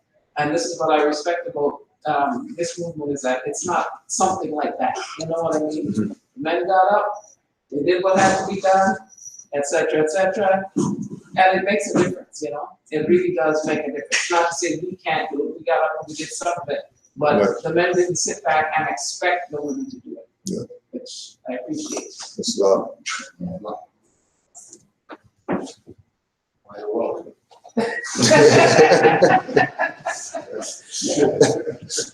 you know, so there's more. So there's this, Sorry, no, that's a good one. No, that's a good one because there's this meme out there where it says it's something like Islam is everything for Moors, and it says Islam means peace. Islam means hi, how you doing? Islam means you have this long list of stuff that you would, you know, just like you say you're welcome, they would just say Islam instead of you're welcome. Islam is everything for the Moors.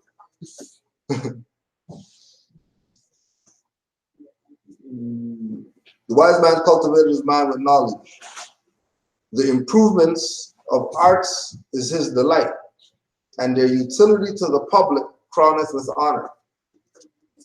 So, on top of getting the information and applying it, it should be applied so that other people could benefit from it, opposed to just you benefiting from it. So if you can apply it and then other people benefit from it, then you're actually in that realm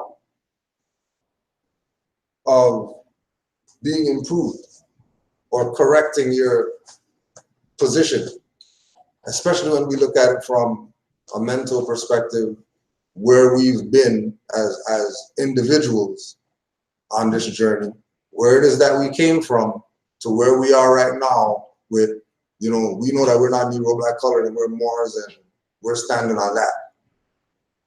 You know, that journey in itself, that path that we took to be where we are right now is all part of us even going past that, the stage where we are now, into even greater and better things. Because again, we're understanding that the gifts of understanding that we receive is from Allah. So the ancestors, the creator, all these entities are looking out for our best interests on the highest level. But it's for us to see that that's what it is. It's for us, like with what Brother Omar was saying, that it's us seeing that, you know, God's not just an outward expression.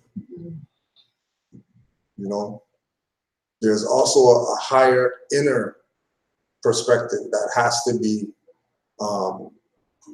acknowledged and accepted. Because also the denial of it would mean that you might lose the gifts of understanding that Allah gave you. Which you know, once Allah's not in your corner, then you pretty much got nothing. Well, I also look at it from the perspective that as we transition through this particular modality, when you're in your 20s and your 30s, you could run like the wind. When you're in your 30s and your 40s, sort of your mind could run like the wind. When you get to the 40s and your 50s, then you're sort of, I think what I started to see is that we're supposed to sort of shift into other activities, certain ones of us that are in that place. And that if we haven't been able to get certain prerequisites, then that next shift doesn't happen, which is what I think has been happening with our nation. It's sort of that elder sort of relationship that should be being passed on, some of our grandparents should be telling us about no neutrality. Mhm. The reason why they haven't is because that stuff was sort of excised out Mocha of said it. thank you, by the way. Yeah. No, she's still here. But yeah, you're outside when she gave her speech to all the Moors who helped clean up. And I said she's welcome. So I think that that's part of the stuff that we have to bring back. I've seen this even just when I'm interacting with European culture. Our elders seem to be, for the most part, warehouse. At a certain point, when the elder stops being someone who can look after themselves, they're sort of put away in some place. I was watching a thing in a documentary on Japan, where they're having that same thing going on. They have like all these elderly who they're homeless or whatever, because the new generation is not trying to stay home and take care of no elders and all this type of stuff. And they live the longest. Yeah. Yeah. So they have all these, like how we have how they have the shelters, whatever out here, feeding, right? But all they do is feed them. Like they don't do anything else. So they set up their little thing, their little table, food packed up or whatever, and only elderly in the line. No young people are the homeless people. Only elderly people.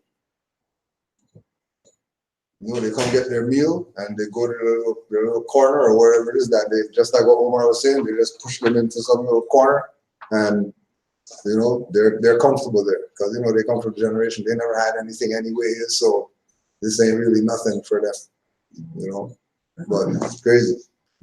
Just to back what Omar was saying with how they deal with that demographic of society. That should be the most honored, next to the children, right? The elders.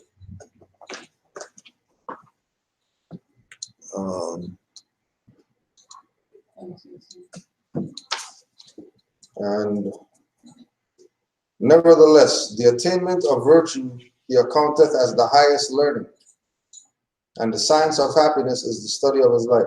Did you check the law dictionary to see if virtue is in there? Yeah. This just might be. Law dictionary ran out. No. Yeah, virtue. Right, no, it's done already. It should be on. Put the on, man. I would say, well, we're sure if you want. Oh, what? I'm saying sure if you want, just say problem by the time that it's. No, sorry, I'm going to read it today. Yeah. I agree with you, though, so right at that place.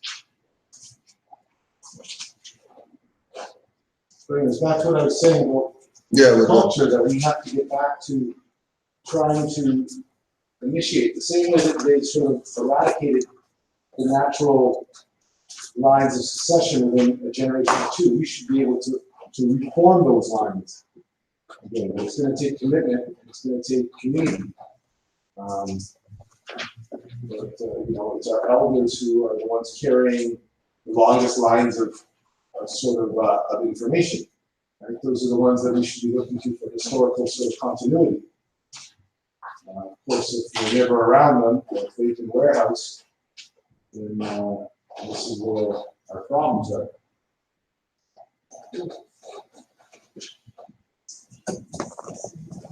It's not like I can work with it. Like what? It's not only elders, but for me, for example, I probably know more historical, ancestral stuff than certain elders. Yeah, I wouldn't deny that at this point, because probably you would be what would be considered an anomaly. The exception. Yes, on a certain level, because of the fact that you are undertaking this outside of the pre-programmed or preconditioned conditioning rooms that you would go to, i.e. school. Right? You wouldn't see probably anyone at your, or very many of them at your sort of, let's say, age, for lack of a better descriptor.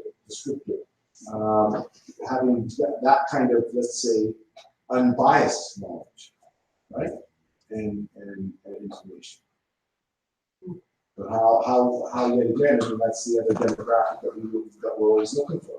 How do you get the children when the parents have been, so-called parents have been perverted and then are refusing, first of all, they themselves are refusing to take the information. They're definitely not going to be allowing you to so-called poison their offspring. With the truth. So that, we're going through something like that with this team right now? Yeah. That's the exact same thing. Yeah. So there's virtuous, virtual representation. No virtue, but there's virtuous. Yes. You could try virtuous. See what that says. A woman is a virtuous female if her body be pure and if she has never had sexual intercourse with another, though both her mind and heart be impure. I don't think that's so good. Isn't that like, I don't think that's so good. Because in Proverbs 31, the last Proverbs in the Bible, that's what it talks about, right? And that's what they're trying to describe. So they're just relating it in the same To the- context, like for female, like virtue only has to do with feminine women, or if they're whatever, if they keep yourself or promiscuous or something like. I don't know. I don't think that's the only application, but that's how they want me to see. Mm. Well, because you didn't have virtue, you only have virtue. Yeah. But the word is virtue. Us, it just means you're exemplifying virtue. Virtue is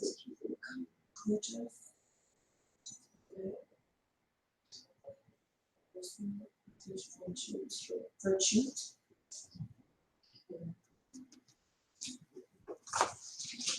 Is it by virtue thereof?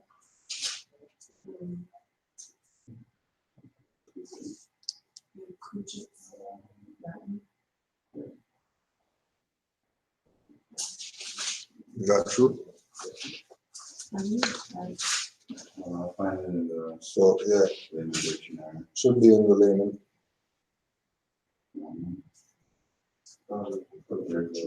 Virtue, okay. Says virtue. Want me to read it? Yeah. Okay, number 1, 8. Right, see, and then so virtue is equated, like one of the first words. Like there's 2 words first. It says strength. Then it says manliness. And then it says virtue. From VIR, man, and more at virile, 13th century. And it says 1A, colon, conformity to a standard of right. Right, and I think these next word, I think, goes in hand with virtue, as far as my understanding over here. Morality. All right, then it says B, colon, a particular moral excellence. And it says 2, PL stands for plural, I think. Colon, an order of angels. Right, then it's hyphen, on hyphen, then it says C, celestial hierarchy. So those to me would be probably the real. The real. Real. Yeah. And the other one, guys, I don't even think they give us a bracketed one at the bottom. And then it's 3, colon, a beneficial quality or power of a thing, right? Which is applies to man and woman. I don't know why they're trying their hardest. 4, colon. Now it's back, and now it's trying to equate it to masculine energy. Manly strength or courage, colon, valor. Valor means strength. 5, colon, a commendable quality or trait, colon, merit. And when I'm saying these other words, these singular words, they're all written in all caps. Like morality is written in all caps. I think those are the synonyms. More at virile. Virile is written in all caps. VIRILE. I think that's maybe a related word to it, or it came from possibly. Celestial hierarchy, all caps. Valor, all caps. Merit, all caps. Right? 5, a commendable quality or trait. Merit. 6, a capacity to act, colon, all caps, potency. 7, right, this is where they probably apply to women or whatever. It says 7, chastity. Chastity. Does anyone know what chastity means? Chastity. Especially, see, and I even knew that. And right after it said, especially in a woman. And it says virtue less, by virtue of, or in virtue of, through the force of. Right? So by virtue of or in virtue of, it means through the force of, by authority of. And virtuous, potent,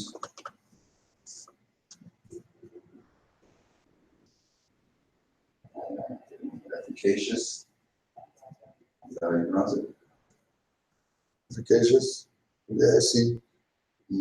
E-F-F-I-C-A-C-I-O-U. Efficacious or efficacious or efficacious. Efficacious.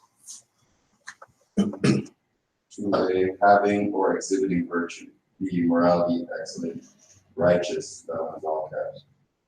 A decision. Then it says 3, chaste.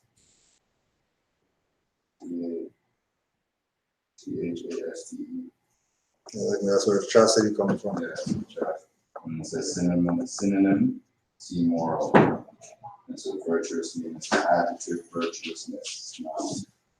That's that. So nevertheless, the attainment of virtue he accounteth as the highest learning, and the science of happiness is the study of his life. So what's our common term we use for virtue relate back? So There was a couple in the first definition, I think. yeah, it was what moral. This one. So that's your hierarchy, morality, Yeah, morality. valor, Yeah. merit. That's someone with merit. Yeah, merit. So a virtuous person is pretty much someone who has like all the good qualities. Yeah. There was something in there, something about right, something of right. Oh, conformity to a standard of right. Standard of right. Morality. So, Conformity. So like, so you're standing up for truth and rights. You're standing up for justice. You're standing up for certain things, right? So conformity, you're conforming and making a choice to a standard of right. Conformity to a standard of right.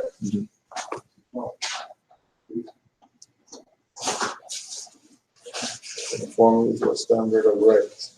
Nevertheless, the attainment of a standard to conformity to a standard of right, he accounteth as the highest learning, and the science of happiness is the study of his life. All right, Mark.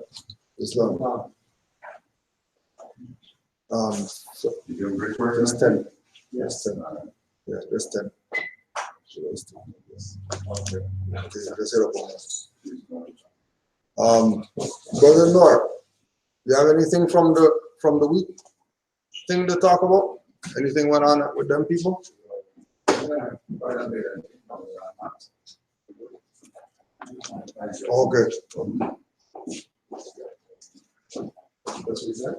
If there's any questions, you can put those up. Just check the email, see if there's any.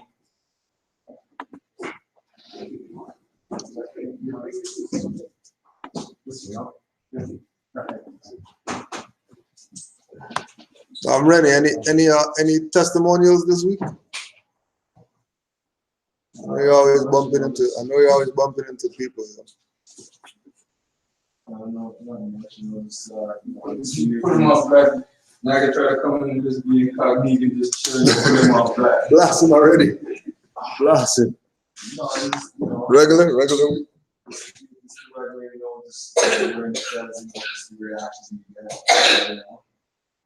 And we keep this waiting, you know, as far as managing our people on it, you know, it's the same thing. You know, it's just you leave the horse to drink, but who wants it? Right? See, right, you're on the energy, that's what we're talking about earlier on. And I forgot because we went off this point, and that's exactly what I was gonna make that next quote after. After the one I was saying about, what we're talking about, you're saying we should still go the extra mile kind of, Omar, regardless, and still be consistent and help them all. And I'll say, well, they don't want to be helped. And that's exactly what I'm saying. You can lead them, right? You can even make them drink one. But you can't keep making them drink.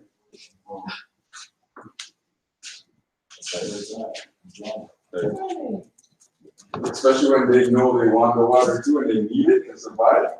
But sometimes they don't need it. They might not recognize that it's needed. Right?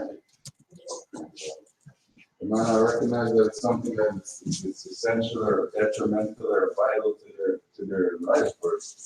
I think once mentioned, it's enough, they'll be in their thoughts forever, and then they'll come back. And then they'll act upon when they feel the need to. I don't think wasting time on someone that doesn't care will benefit anybody. Right? No, because that hurts the person who's trying to even help you. Like you don't even care about what I'm doing for you or what I'm trying to do. That makes me feel like shit. Because I'm like, okay, so why am I going out of my way? Right? You don't want to keep putting yourself out like that. That's what I'm doing, man.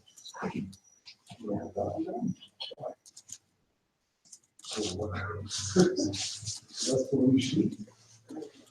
Well,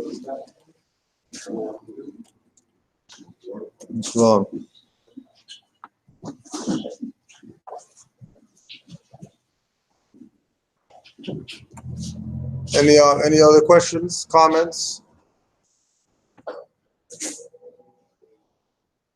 I just wanted to sort of jump back to the part where they're talking about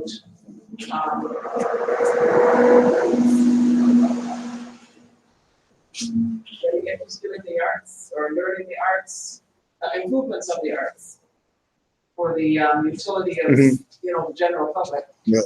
That's all well and good, but I think one of the things that we have to do as well is we've always been at the forefront, whether it's music, dance, fashion, it doesn't matter, any of the arts. But everybody else benefits from it monetarily a lot more than we do. And that goes for the healing arts as well. You know what I mean? So yes, we should definitely, we should be learning more of these things ourselves. We should be trying to get back some of that old wisdom that we've forgotten about and that everyone else has kind of usurped. And they're using it and they're kind of doing whatever with it. Doing whatever with it, exactly. You know? It's important. The wise mind cultivates the mind of knowledge. The improvement of the arts is in the life. Right. Yeah. And the utility to the public comes.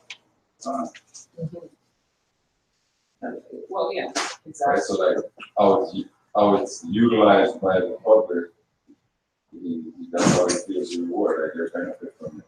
That's the reward of the person bringing the arts to the forefront.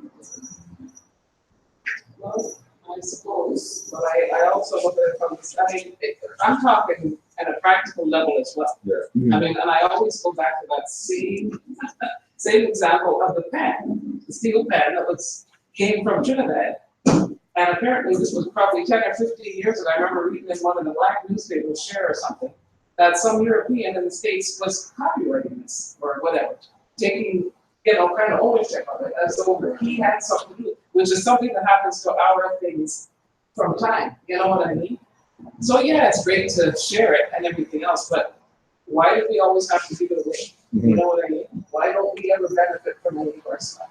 No, I think a lot of that too is like, because even when we look at the things that when they have the black inventors or whatever list and all that stuff, it goes back to the same thing of our people not being able to hold on to their shit. Like, whether it's the land grandma gave them, whoever came and took it, either the tax people came and took it, or grandma said, forget, yeah, I'll give this to the church, because Jesus wants this or whatever, right? 50 acres or whatever, got to the church, just because of the ignorance, you know, messed up. But, you know, not having, you know, the maximums of truth and national standards and certain things is why the mind state is where it's at, where that's how it's gonna go, you know.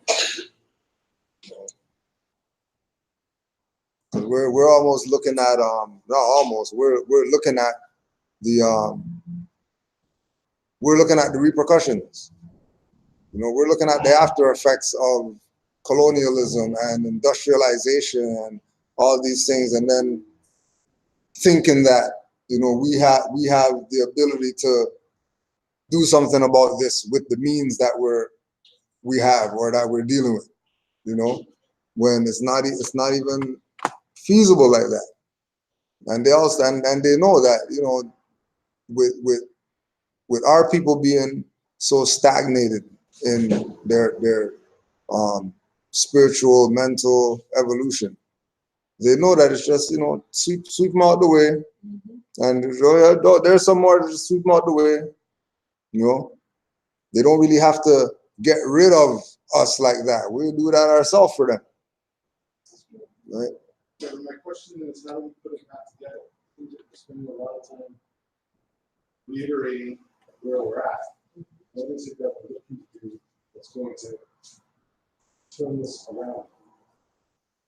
What I would continue to want to push at this point, at least from my perspective. It goes back to uplifting fallen humanity, putting the word out that, like we've been saying. And, Yeah, you know, the thing is, the word, that's some of our, like, you know, out of an 8-hour day, that might be 2 hours of our day. So let's say there's 6 more now, what I'm saying. We talked about the certain groups here, just food and stability, whatever, hugs. I mean, there's other work to be done, higher level work. that we need to really start to do. That's going to take that next level of commitment. I was talking with someone who was here about how we got this place, how the effort it took us to get to here is sort of why we're sort of sitting here at the finish line panting, because it's taken everything we've had to get just here. Imagine that being just the beginning of the journey. And you see those classic movies where the man, you know, he beats down the one guy, you know, he's almost dead, and then he opens the door and there's another 50. Right? That's where we're at. So now we got to deal with these 50 guys now. That's right, dead tired. That's what it is. But what I'm saying is that's what I think I'm starting to see as part of our challenge that we have to get over.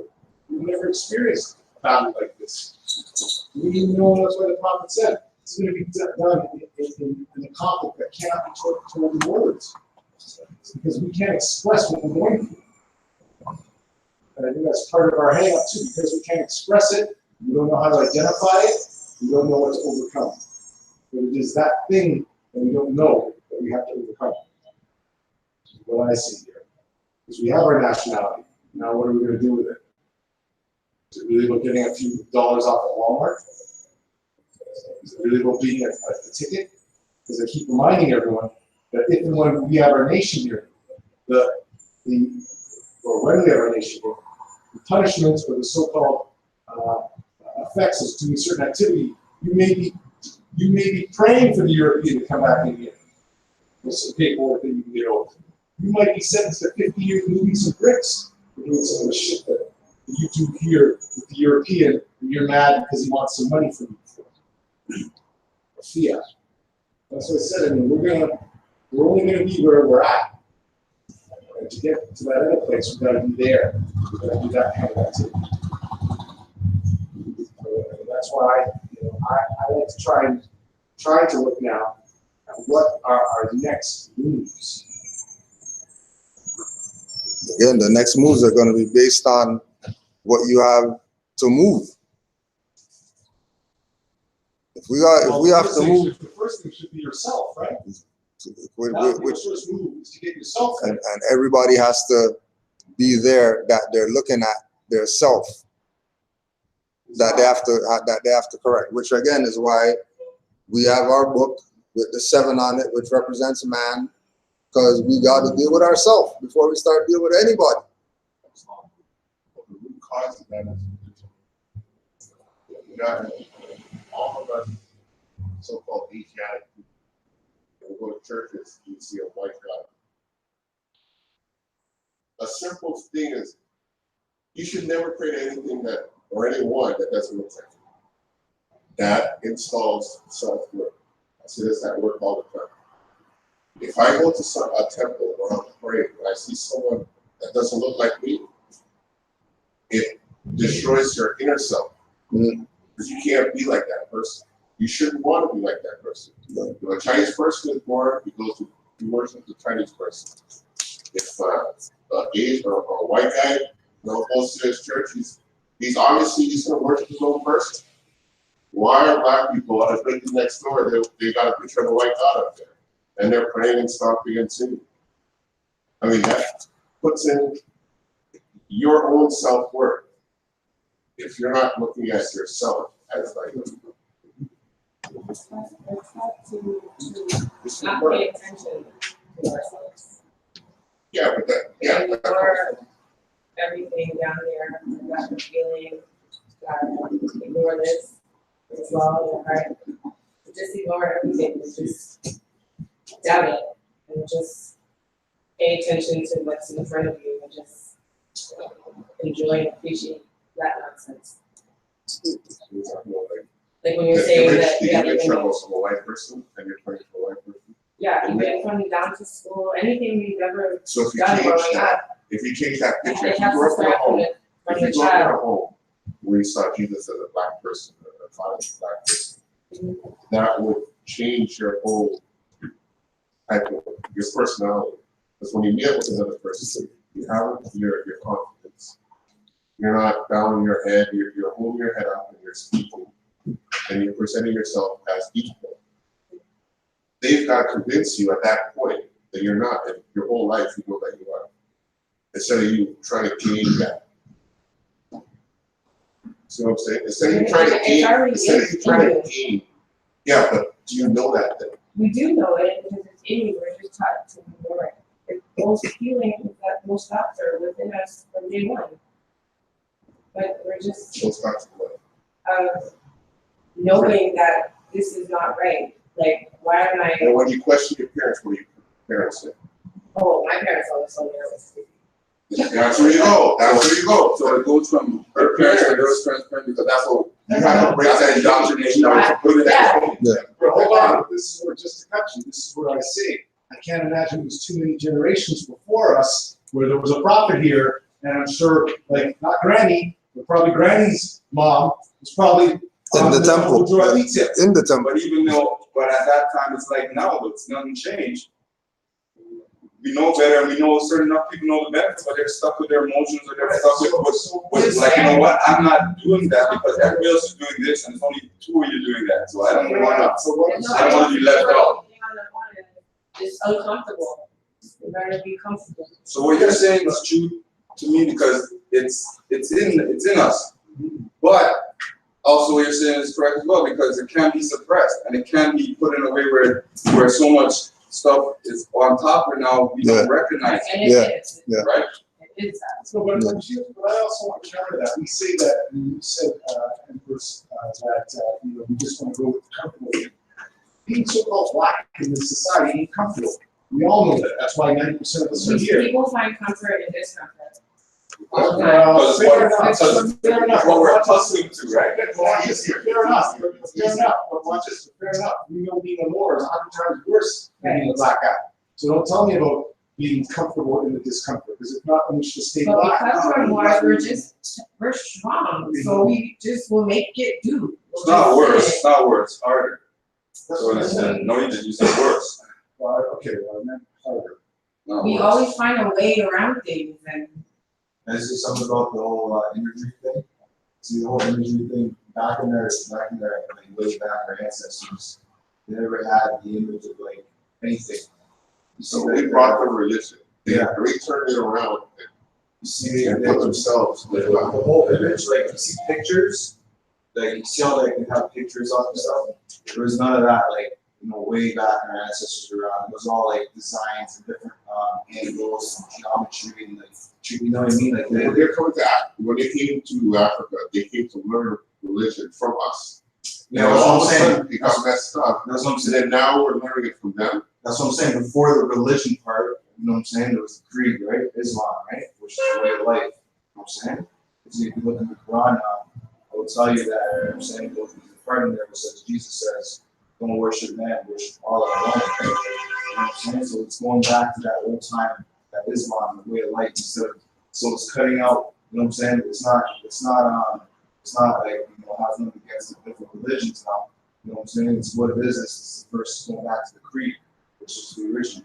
So how do we do with that? You know what I'm saying? So now when you look at the book, the Quran, it's 7 now. You know what I'm saying? I don't think you have to go so far back. Let me put it to you this way.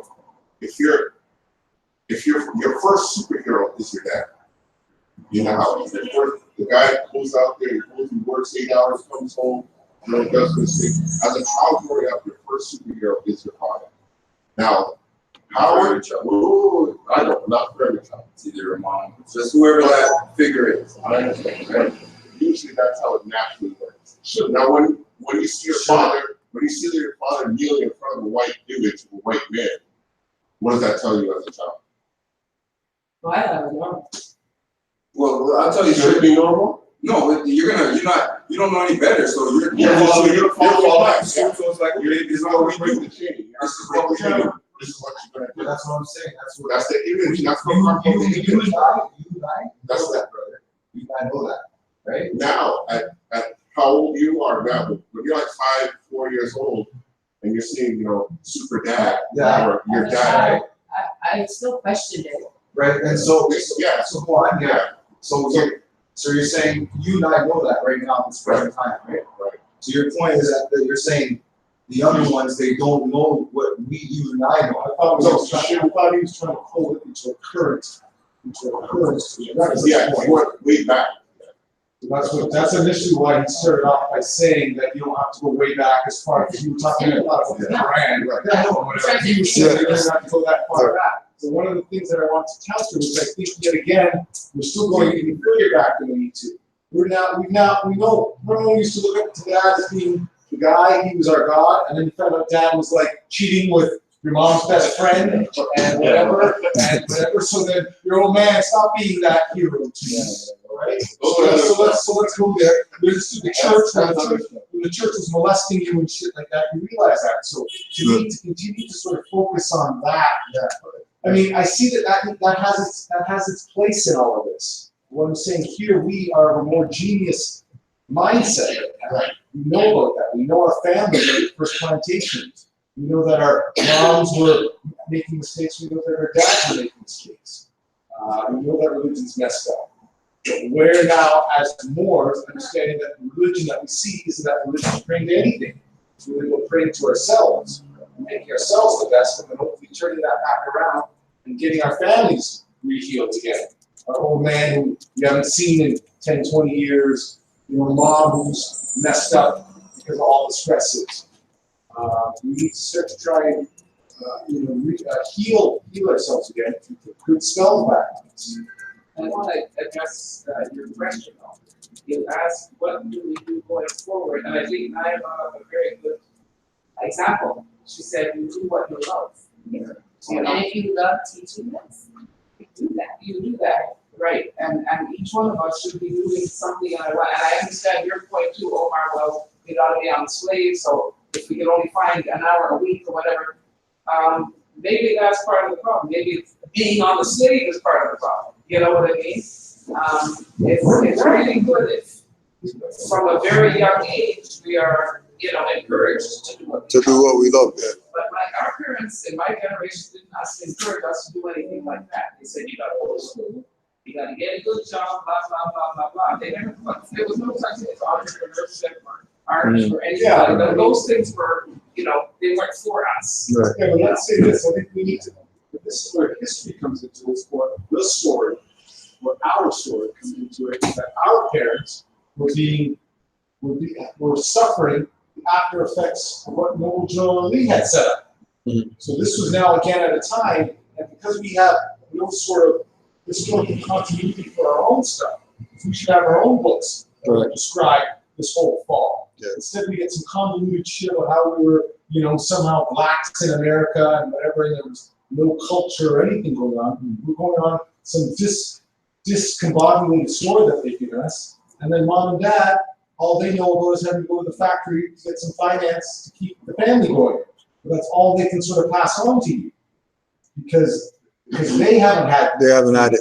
they haven't had that ability. Well, exactly, and because they haven't had it, we can't really expect them to do what we are supposed to be doing right now. Right. It's up to us. Yeah. You know, it's older, I've said this 100 times. You come into this place, there's me and Noor that are the elders. You don't see anybody else. Everybody else is 10, 20, 30, 40 years younger than we are.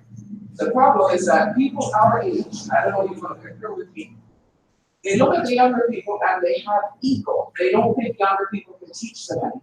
And that's the problem. That's why we got to leave the older folks where they are. If they want to come in, and not just don't apply to older folks, that applies to everybody. You give them the information, they're either going to come or they're not going to come.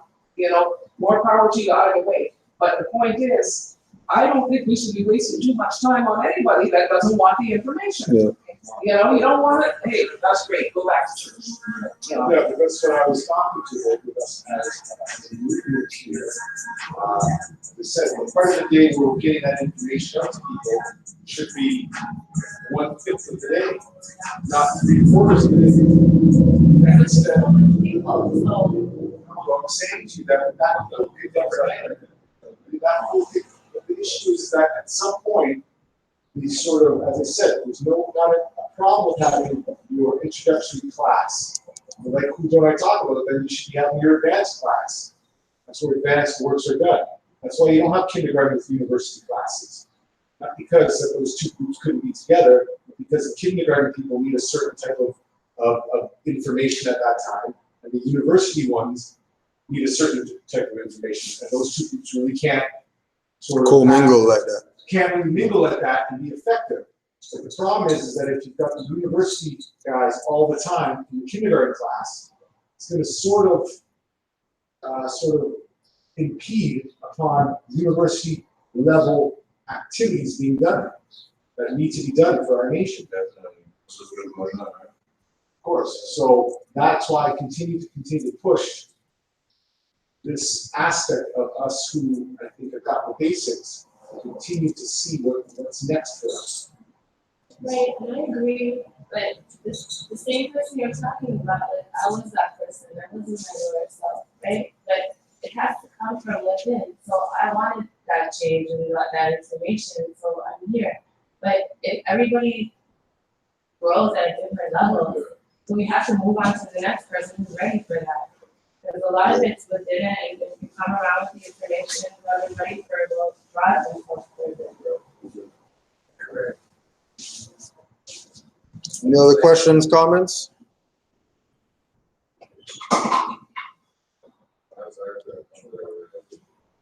There's a lot more.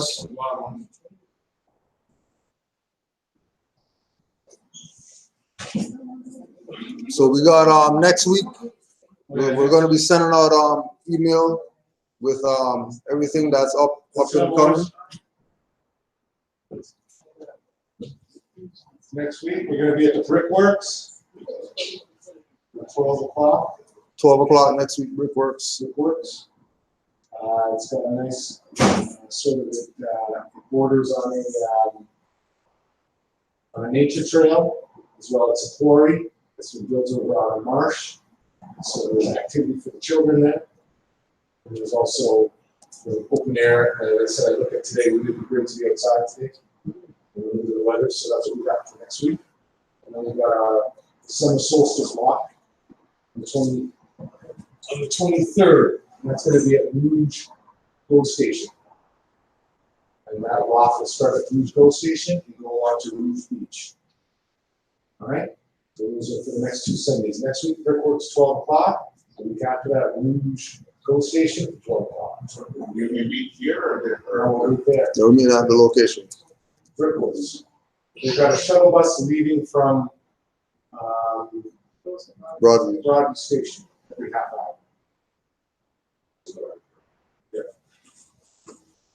And I Cool. noticed that they do summertime ones that announces a bluff, and bus route from the bluff. Doing the bluffs too? Oh yeah? That was there. Never heard that before. For real. Okay, what bus is this? Like, yeah. For real. It goes down the hill and everything? Or for real? That's crazy. All right. No class next week here. It'll be at, Yeah, so nothing online, nothing in at the temple next week. We're gonna be at Brickworks, and then of course July 6th is the barbecue on the island. on the island. Bring Yeah, them. we just found out today and figured out that five principals won't be catering at the barbecue this year. So, It'll be an alternative, surprise caterer, vegan. no surprises. Don't say it's a surprise. It's Right, like, It's a surprise. ain't no surprise. It's a different case. Surprisingly good. All right, Morris. Let's close out. Or you can rest today. You can rest today. Father on the left, two on the right. Allah, Father of the universe. Allah, Father of the universe. Father of love. Father of love. Truth. Truth. Peace. Peace. Freedom. Freedom. And justice. And justice. Allah is my protector. Allah is my protector. My guide. guide. And my salvation. And my salvation. By night. By night. And by day. And by day. His holy prophet. His holy prophet. Over to all Islam. Shit.